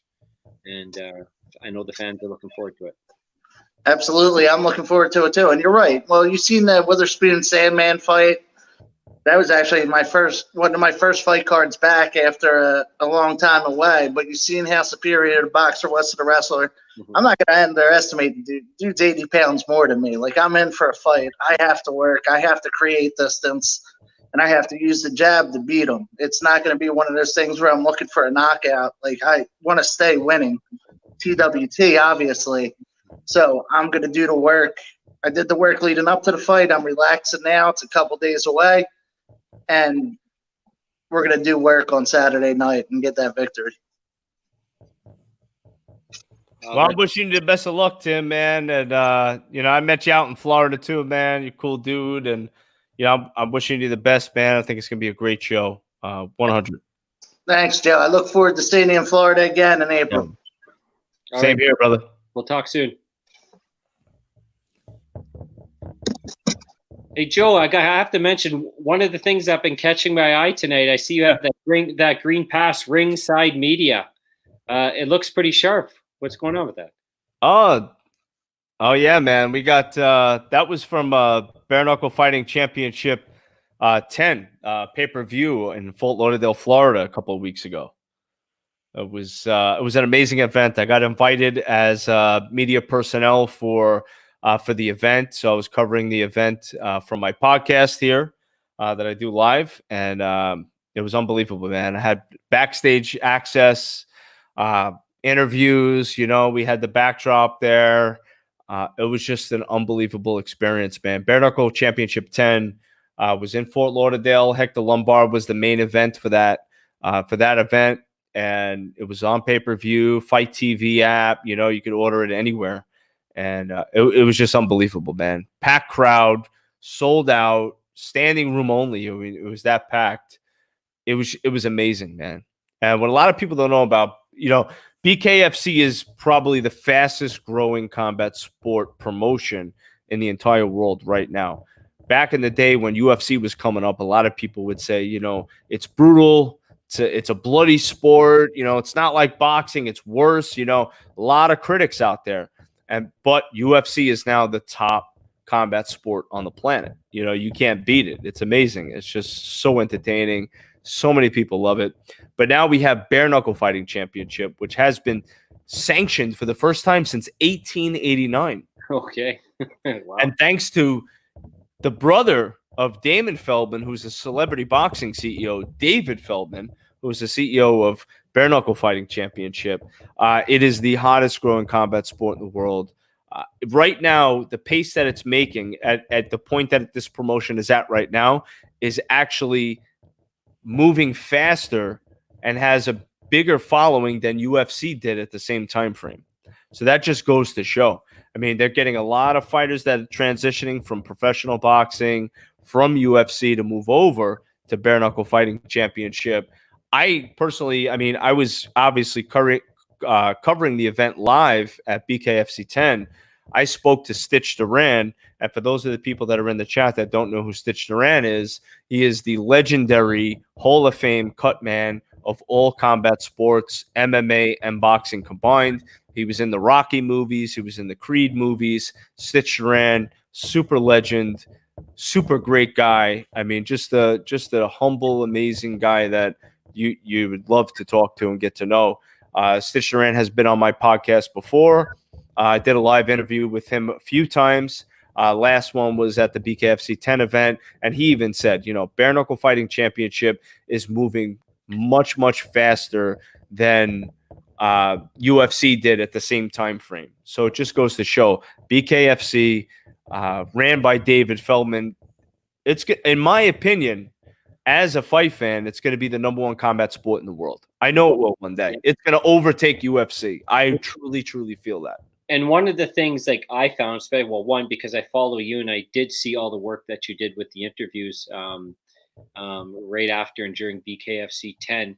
But it's just also their presentation is so professional and polished. Just the look of the ring displays, like a big time event.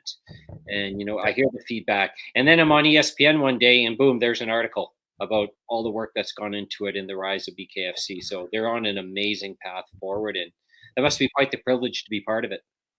It really is, man. It's amazing. I mean, me and Dave Feldman have a very good relationship. I mean, he's just it's just a chemistry thing. He's a great guy. We happen to like each other, and he's been on the podcast before. He's coming on again. I'm doing a prediction show at BKFC 11 pay-per-view that's happening in Wichita, Kansas, which is going to be a huge event. There's a big rematch that's going on for the Women's Championship, for the Bare Knuckle Women's Championship and Police Gazette Women's Championship between Helen Peralta and Christine Faria. The first fight was an absolute knockdown, drag-out brawl. The second fight will most likely be the same. In my opinion, it should be the main event. I'm super excited to see this fight. And, just to have a cool relationship with a guy like, Dave Feldman that has this organization, which I happen to geek out about, bro. I mean, I'm a huge, huge, huge fan of Bare Knuckle. So to have the honor and privilege to not only have, the ringside media pass to sit there ringside and observe these fights, but also to be backstage as one of the only media people allowed backstage to cover these events and have these interviews and these interactions with the fighters. It's absolutely amazing. It's a dream come true. And in my opinion, it's the best combat sport in the world. We have John Dams back here, just left a comment. BKFC is awesome. And I am grateful to have been a part of the original fighter tryout. Thanks to Travis Thompson, who made that possible. And I got to give a shout out to Travis Thompson, because Travis Thompson is a true warrior. I know Travis Thompson personally. He's a Philly boy as well. Travis Thompson is what Bare Knuckle is, man. That guy, he's a professional fighter. He's a killer, man. I mean, he will fight anybody. He's got balls. He's got guts. And he's a great, great guy behind the scenes. I had the privilege to not only watch Travis fight live and cover his fight live, but also interview him post-fight after he won the medal for his TKO victory at BKFC 10. And on top of that, we got to hang out at the after party for BKFC 10. And Travis is my boy, man. I love Travis, man.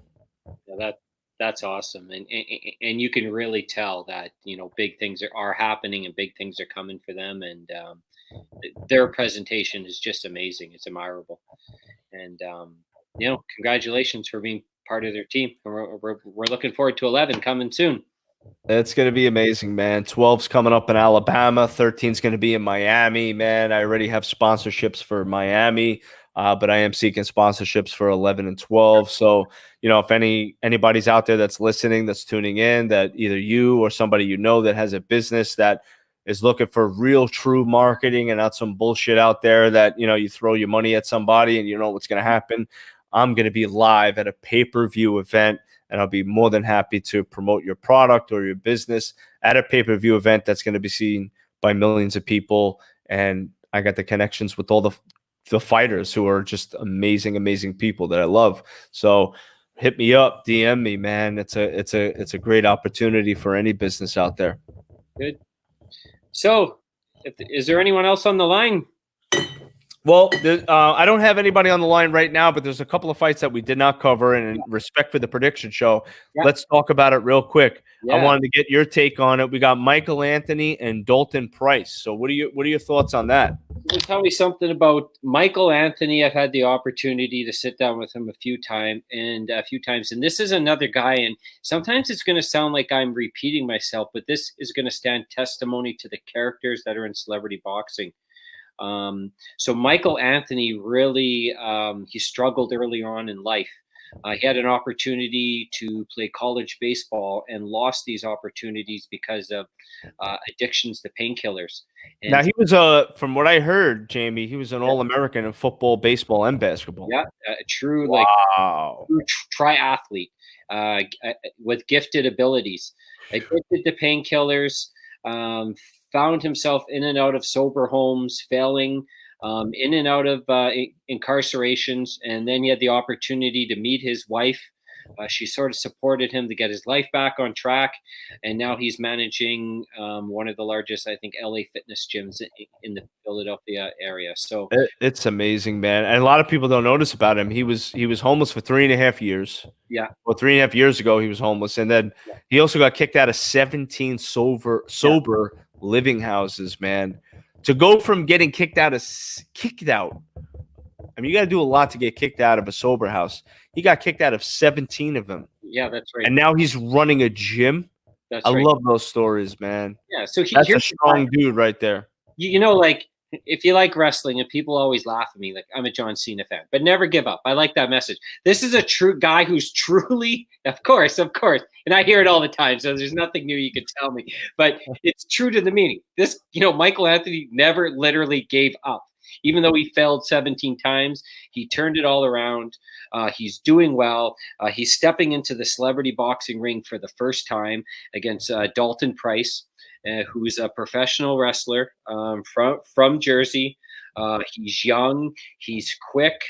This is going to be a very fast-paced match. Not a lot of experience between the two, but I don't think that's going to be showcased in the ring. I know Michael Anthony a little bit more because I had the opportunity to sit down with him a little longer, so I may be biased just based on the personal testimony. But when someone has that sheer determination to fail 17 times and get back up, I can see them doing well in the ring. So my early prediction is Michael Anthony coming atop at the match going the distance. Yeah, man. I'm with you, man. He's got the athlete lineage, and I think that's going to definitely help him out. He's also been through a lot of hard times, man. So I think with his backup against the corner in a boxing match, I think a guy like that's going to prevail. So I'm with you there. What are your thoughts on we got Devin Moore and correct me if I'm wrong, but we Steve Corpruse? Yeah, that's right. Thank you. So Steve is celebrity boxing veteran. He's been part of celebrity boxing for a long time now. I believe his record's only through 3-0, but he's currently the Celebrity Boxing America's welterweight champion. Wow. And, like I mentioned, we did the top 10 pound for pound list, and Steven found himself number 8. So that tells you a little bit about the pure talent that he holds. Now he's going up against Devin Moore, who happens to be another professional wrestler from Philadelphia, Pennsylvania. Devin's been in the ring twice, was 0-2, but had 2 pretty hard-fought matches. But just with Steven holding the championship, retaining the championship, having that ability to rebound, I think that gives him the slight edge here. But I think this is one match where you heard you can flip a coin. Yeah. So it can land anyway, but I can see Steven retaining the welterweight championship. Wow, that's big, man. Yeah, that is big, man. Then we also have another match with James Salvi and Everett Cross. So James, once again, I hate to repeat myself, but James Salvi is another guy who's doing amazing things in the community. So he manages an organization called Paramount House, and you may have heard of them. But what Paramount House does is that they build and manage homes for men who are facing sobriety issues. Wow. Come into the home, it's a safe environment, they get peer support, and they get their life back on track. So when we had the press conference for Celebrity Boxing 71 back in November in Philadelphia, James Salvi showed up with 15 guys with Paramount House t-shirts. And I thought, well, maybe this is just his entourage. These are people who work with them, and he's helped. So James has a humongous entourage for the right things. He sports a 3-0 record. He showed up at number 7 on our pound for pound list, and has that strong characteristic. And he is going against Everett Cross, who uses the term, and I had to check this twice, but it's capital G, small o, capital D, and he calls himself the God of Divers. So Everett Cross is his background is professional wrestling. He's known as a high impact guy, a high flyer. Calls himself the professional psychopath and the lover of pile drivers. So this is a guy who knows the artistic form of wrestling. So, and we call them the mysterious wonder of celebrity boxing. But the question will be, in boxing, you can't go off the top rope and do a moonsault. But is he be able to use some of that stamina to overcome James Salvi in the ring, who's with a perfect 3-0 record? I give James Salvi the edge. All right, I got to say one thing real quick, because Steve Tyson just popped up in the chat. Yeah. He said awesome, but if you take a closer look at Steve Tyson and Mr. Salvi, take a look at that. That's an almost uncanny doppelganger. Yeah, that's wow. right. That's right. Dude, they look identical. Dude, you guys look like identical twins. Look at that. Look at that. That's scary, dude. That's scary. Are you guys related? Steve, are you related? Jamie, look at that. How close do they look? I mean, that's sick. Yeah, that's right. I would say that probably Steve is a little bit older than James, but Steve's a little bit older, but dude, do they not look? Could they not pass for brothers? Honestly? Yeah, they might be sharing some family genes there. There's something going on. Steve, let's talk about it. There's something going on there. But I got to say, I don't know much about these two, but I will tell you this. By looking at the picture, when I see that pose that James does right there, where he's got the thumb tucked into the cheek right there, that man knows how to fight. Oh, yeah. That right there is a fighter's pose right there, that only a fighter knows how to pose like that. All due respect to Everett Cross, but I think James Salvy's going to win, and not only he's going to win knockout.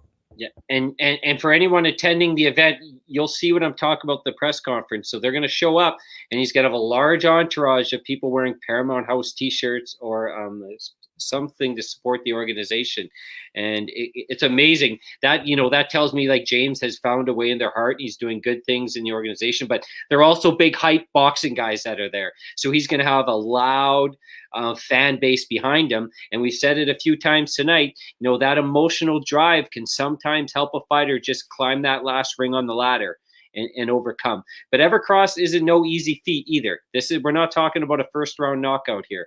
Yep. Professional wrestler, very charismatic, can do moves that probably only 1% of the population can do.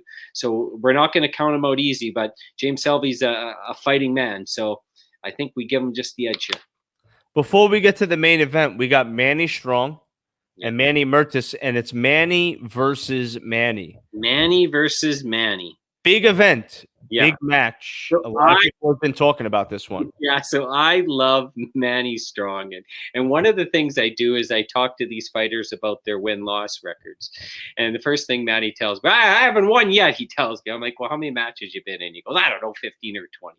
But he's another guy that, he's very positive, very energetic, very supportive to celebrity boxing. And he goes, you know what? Now's my time. The last 20 times weren't my time, but now is my time. And he says he's taken a little more of a serious approach to this match. He has this wicked catchphrase. It's called, it's what I do. And, losing and bouncing back is what I do. And coming back strong and being a champion is what I do.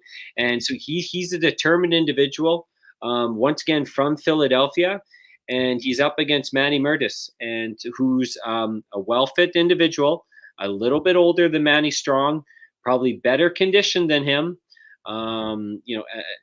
From an acting background, and I think that we have to give it to Murtis just in the edge here, just because I feel like his conditioning's been a little bit better than Manny Strong. But I'm not perfect, and if you ask some people, not even close. So I could be wrong here, but I'm going with the second Manny on this card, Manny Murtis, probably a stoppage in the second round. Wow, that's big, man. That's big. And Manny Strong, though, self-proclaimed, he's the strong man from the street of KNA, the wrong place in Philly, man. And you don't want to be on the back end of the wrong place in Philly, man. So if he's the strongest man in the wrong place in Philly, the way he says he is, man, that's gonna be an uphill battle. Yeah, and Manny Strong, the one I want to mention again, like he is such a good-hearted, strong-willed individual, and we mentioned it a few times again. To lose so many times and to come back with a positive attitude and motivation takes a lot that not a lot of people can do. So big props to Manny Strong, and we're really looking forward to his match. Yep, it's gonna be incredible. Atlantic City, the Showboat. It's one of the Hall of Fame hotels and casinos in Atlantic City. So if you've been, you know about it. But if you haven't been, get to Atlantic City as soon as possible. Get there for Celebrity Boxing 71. It's going to be an absolutely unbelievable show. I can't wait. The event, the entertainment, the boxing, the women, the drinks, the entertainment. Yeah. It's going to be unbelievable, man. But before all that, we want to get finally to the main event. So here it is. Main event of the evening, ladies and gentlemen. It's going down. Me and your boy right here, Canada's finest himself, Jamie Klomp. We're going to talk about it. It happened. It happened. Doc Gooden had to back out due to injury, but probably a graver challenge for Catfish Cooley. And Catfish Cooley is a YouTube legend. Catfish Cooley has the following millions and millions and millions of views on YouTube, Facebook, all over social media. He's a great guy. I haven't personally met him, but I've spoken to him before through social media. Absolutely great guy, super positive, funny as hell.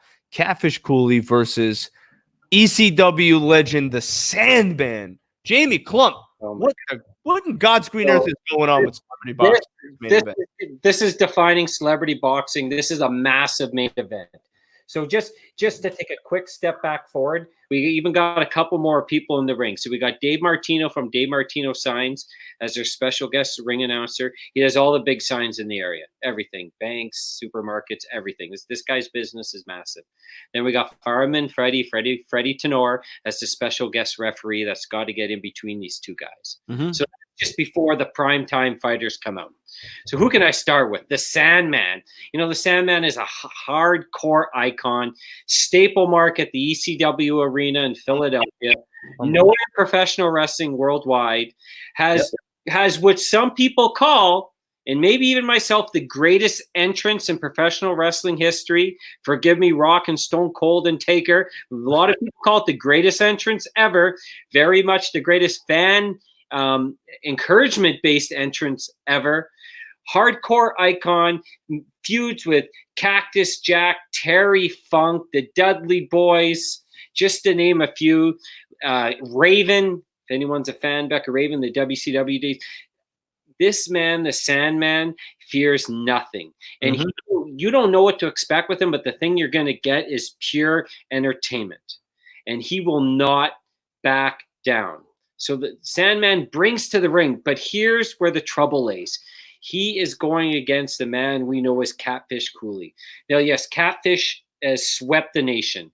He's probably the fastest growing comedian in America. He's amazing. I mean, and people love him. He does goofy things, but he tells great stories. So he's the guy that'll come over and make you laugh, and you can sit down and have a beer with, and you'll want to adopt him into your family. But Catfish can bench press 500 pounds. He can leg press my home. And we had the opportunity to see him spar in Philadelphia, and you do not want Catfish to land a punch. And I'm saying a punch, meaning one punch on you, because he will rock your internal core like it hasn't been rocked before. So I believe it, Jamie. I believe it. And, you know, taking a look at the footage right now with the Sandman. Yeah. Catfish, obviously a big, imposing figure, strong man, tough guy, but take a look at the Sandman. You want to talk about tough. You want to talk about strong. You want to talk about guts, balls. This guy's got it. I've seen this guy from back in the mid to late 90s in ECW when ECW came up and was like the hottest thing in wrestling, competing with all the big dogs like WWF and WCW. ECW, led by Paul Heyman, was unbelievable. It was a cult following, and Sandman was one of the pioneers. I mean, this guy was as tough as they came. This was a tough guy. I got to be honest with you, man. I'm actually afraid for Catfish Cooley. Not gonna lie. I know you said he's been training hard. He benches 500 pounds. I'm afraid for the man because the Sandman, that's one tough son of a bitch. So I think we're going to have our first disagreement of the night, and we couldn't get along. All right, let's talk about it. So it had to come to this, and what do you know? It's the main event. So I agree with everything you're saying.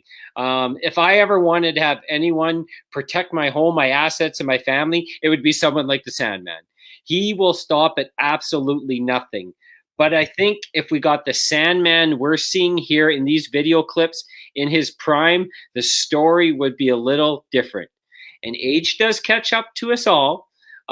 He still has the mentality, but I just don't think at 54, 55 years old, taking a massive train punch from Catfish Cooley, especially if he lands 2 or 3 of those in the first round, that I don't believe this match is going to go the distance. I see Catfish with a knockout in the second round. Wow. Yeah.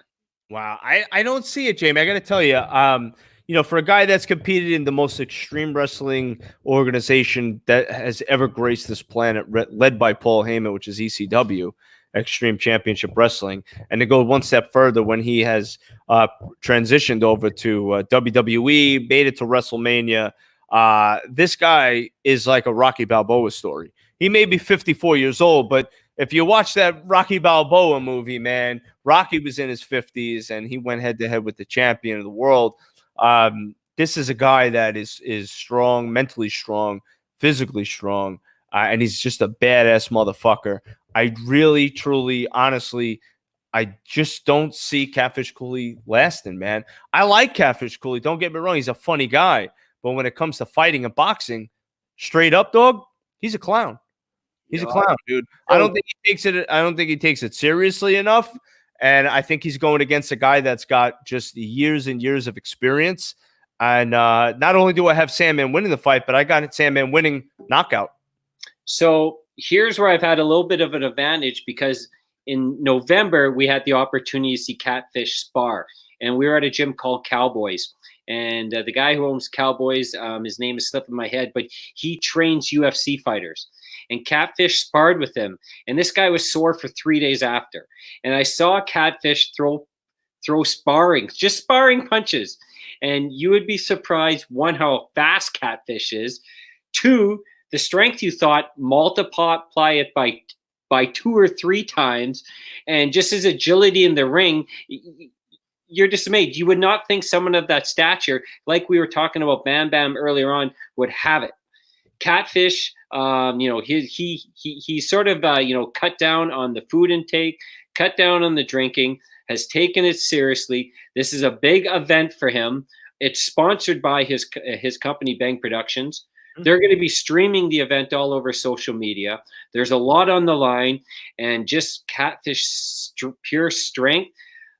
And me, as a professional wrestling fan, it hurts to say this because the Sandman is one of my heroes, but I think one of my heroes goes down on Saturday night in the main event at Wow. Jamie, me and you, I love you. I got nothing but love for you, and I got nothing but respect for you, bro. But me and you, big disagreement here on this main event, bro. Big disagreement. I think that the Sandman is going to shock the world, brother. I got my money on the Sandman, bro. Right. Well, so someone supper or something when we're in Florida. We'll figure that out. The bet has been made then, Joe. But we'll throw it out there. I mean, I'm gonna pop a video up right now, and we're gonna let's let people let's make them be the judge. I mean, this is the Catfish Cooley. This is him. What do you people think of him? The viewers that are watching right now, this is Catfish Cooley. There is a big boy, Southern boy, country boy, backwoods kind of boy, short, stocky, strong, country strong. There's no question about it. And you got to watch these country strong guys because they're sneaky powerful as well. He may not look in great shape, but you could tell he's a stocky dude and he's got some power. Yeah. But he's lost some weight. He's gained some mass. Just within the last month or so. And, of course, you're seeing Catfish, what he does best, entertain the masses. There he is with the clip with Andrew Kahn, who's fighting Josh Jones' clone, as we went on earlier on. But what's not being shown here, once again, is Catfish throwing a bomb. And when that bomb hits, a body's going to get rocked. And unfortunately, it's going to be the Sandman's body. And Sandman at 30 could probably suck that in and bounce back. But Sandman at 54, I think that's going to be very difficult to ask. But it's going to be streamed live on social media through Bang Productions, so everyone's going to have the opportunity to watch if they're not going to be in attendance. But if you're a professional wrestling fan, we're going to love the entrance. We love having Sandman there. It's going to be an entertaining match. But if you're there to see the Sandman win, think you may be leaving with a bit of a sour look on your face. It is going to be an absolutely amazing event. Yeah. I can't wait to see it. I know there's many people that cannot wait to see this event. Catfish Cooley, the Sandman. I'm happy. It's a blessing in disguise for me as a fan.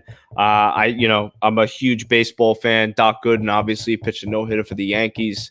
Love Doc Gooden, but in a secret way, I'm happy that he couldn't make this fight because I think Catfish Cooley and the Sandman is just much better. It's going to be a huge deal seeing these two guys get in the ring just based on the history alone.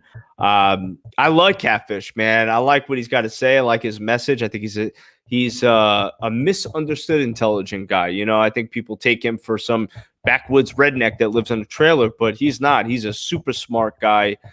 He's got a lot of good things to say about life. I think the way he pieces things together and the messages that he delivers is really cool.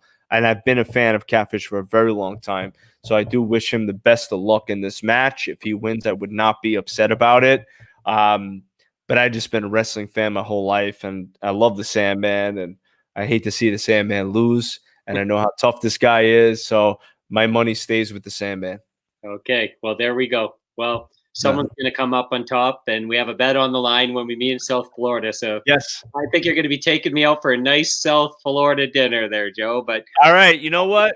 The winner of this bet, seafood dinner on the loser. How about that? There we go.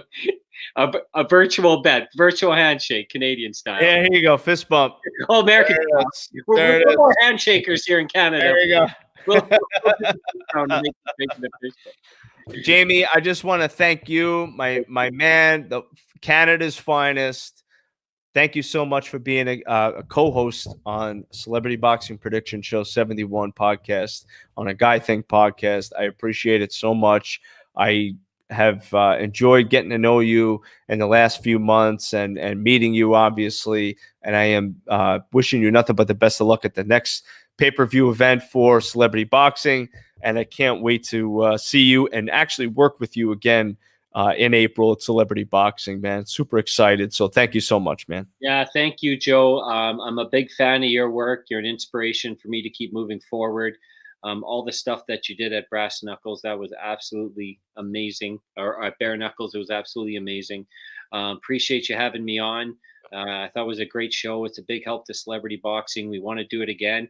And, of course, looking forward to Florida. And this Saturday, Celebrity Boxing 71 at the Showboat Hotel in Atlantic City.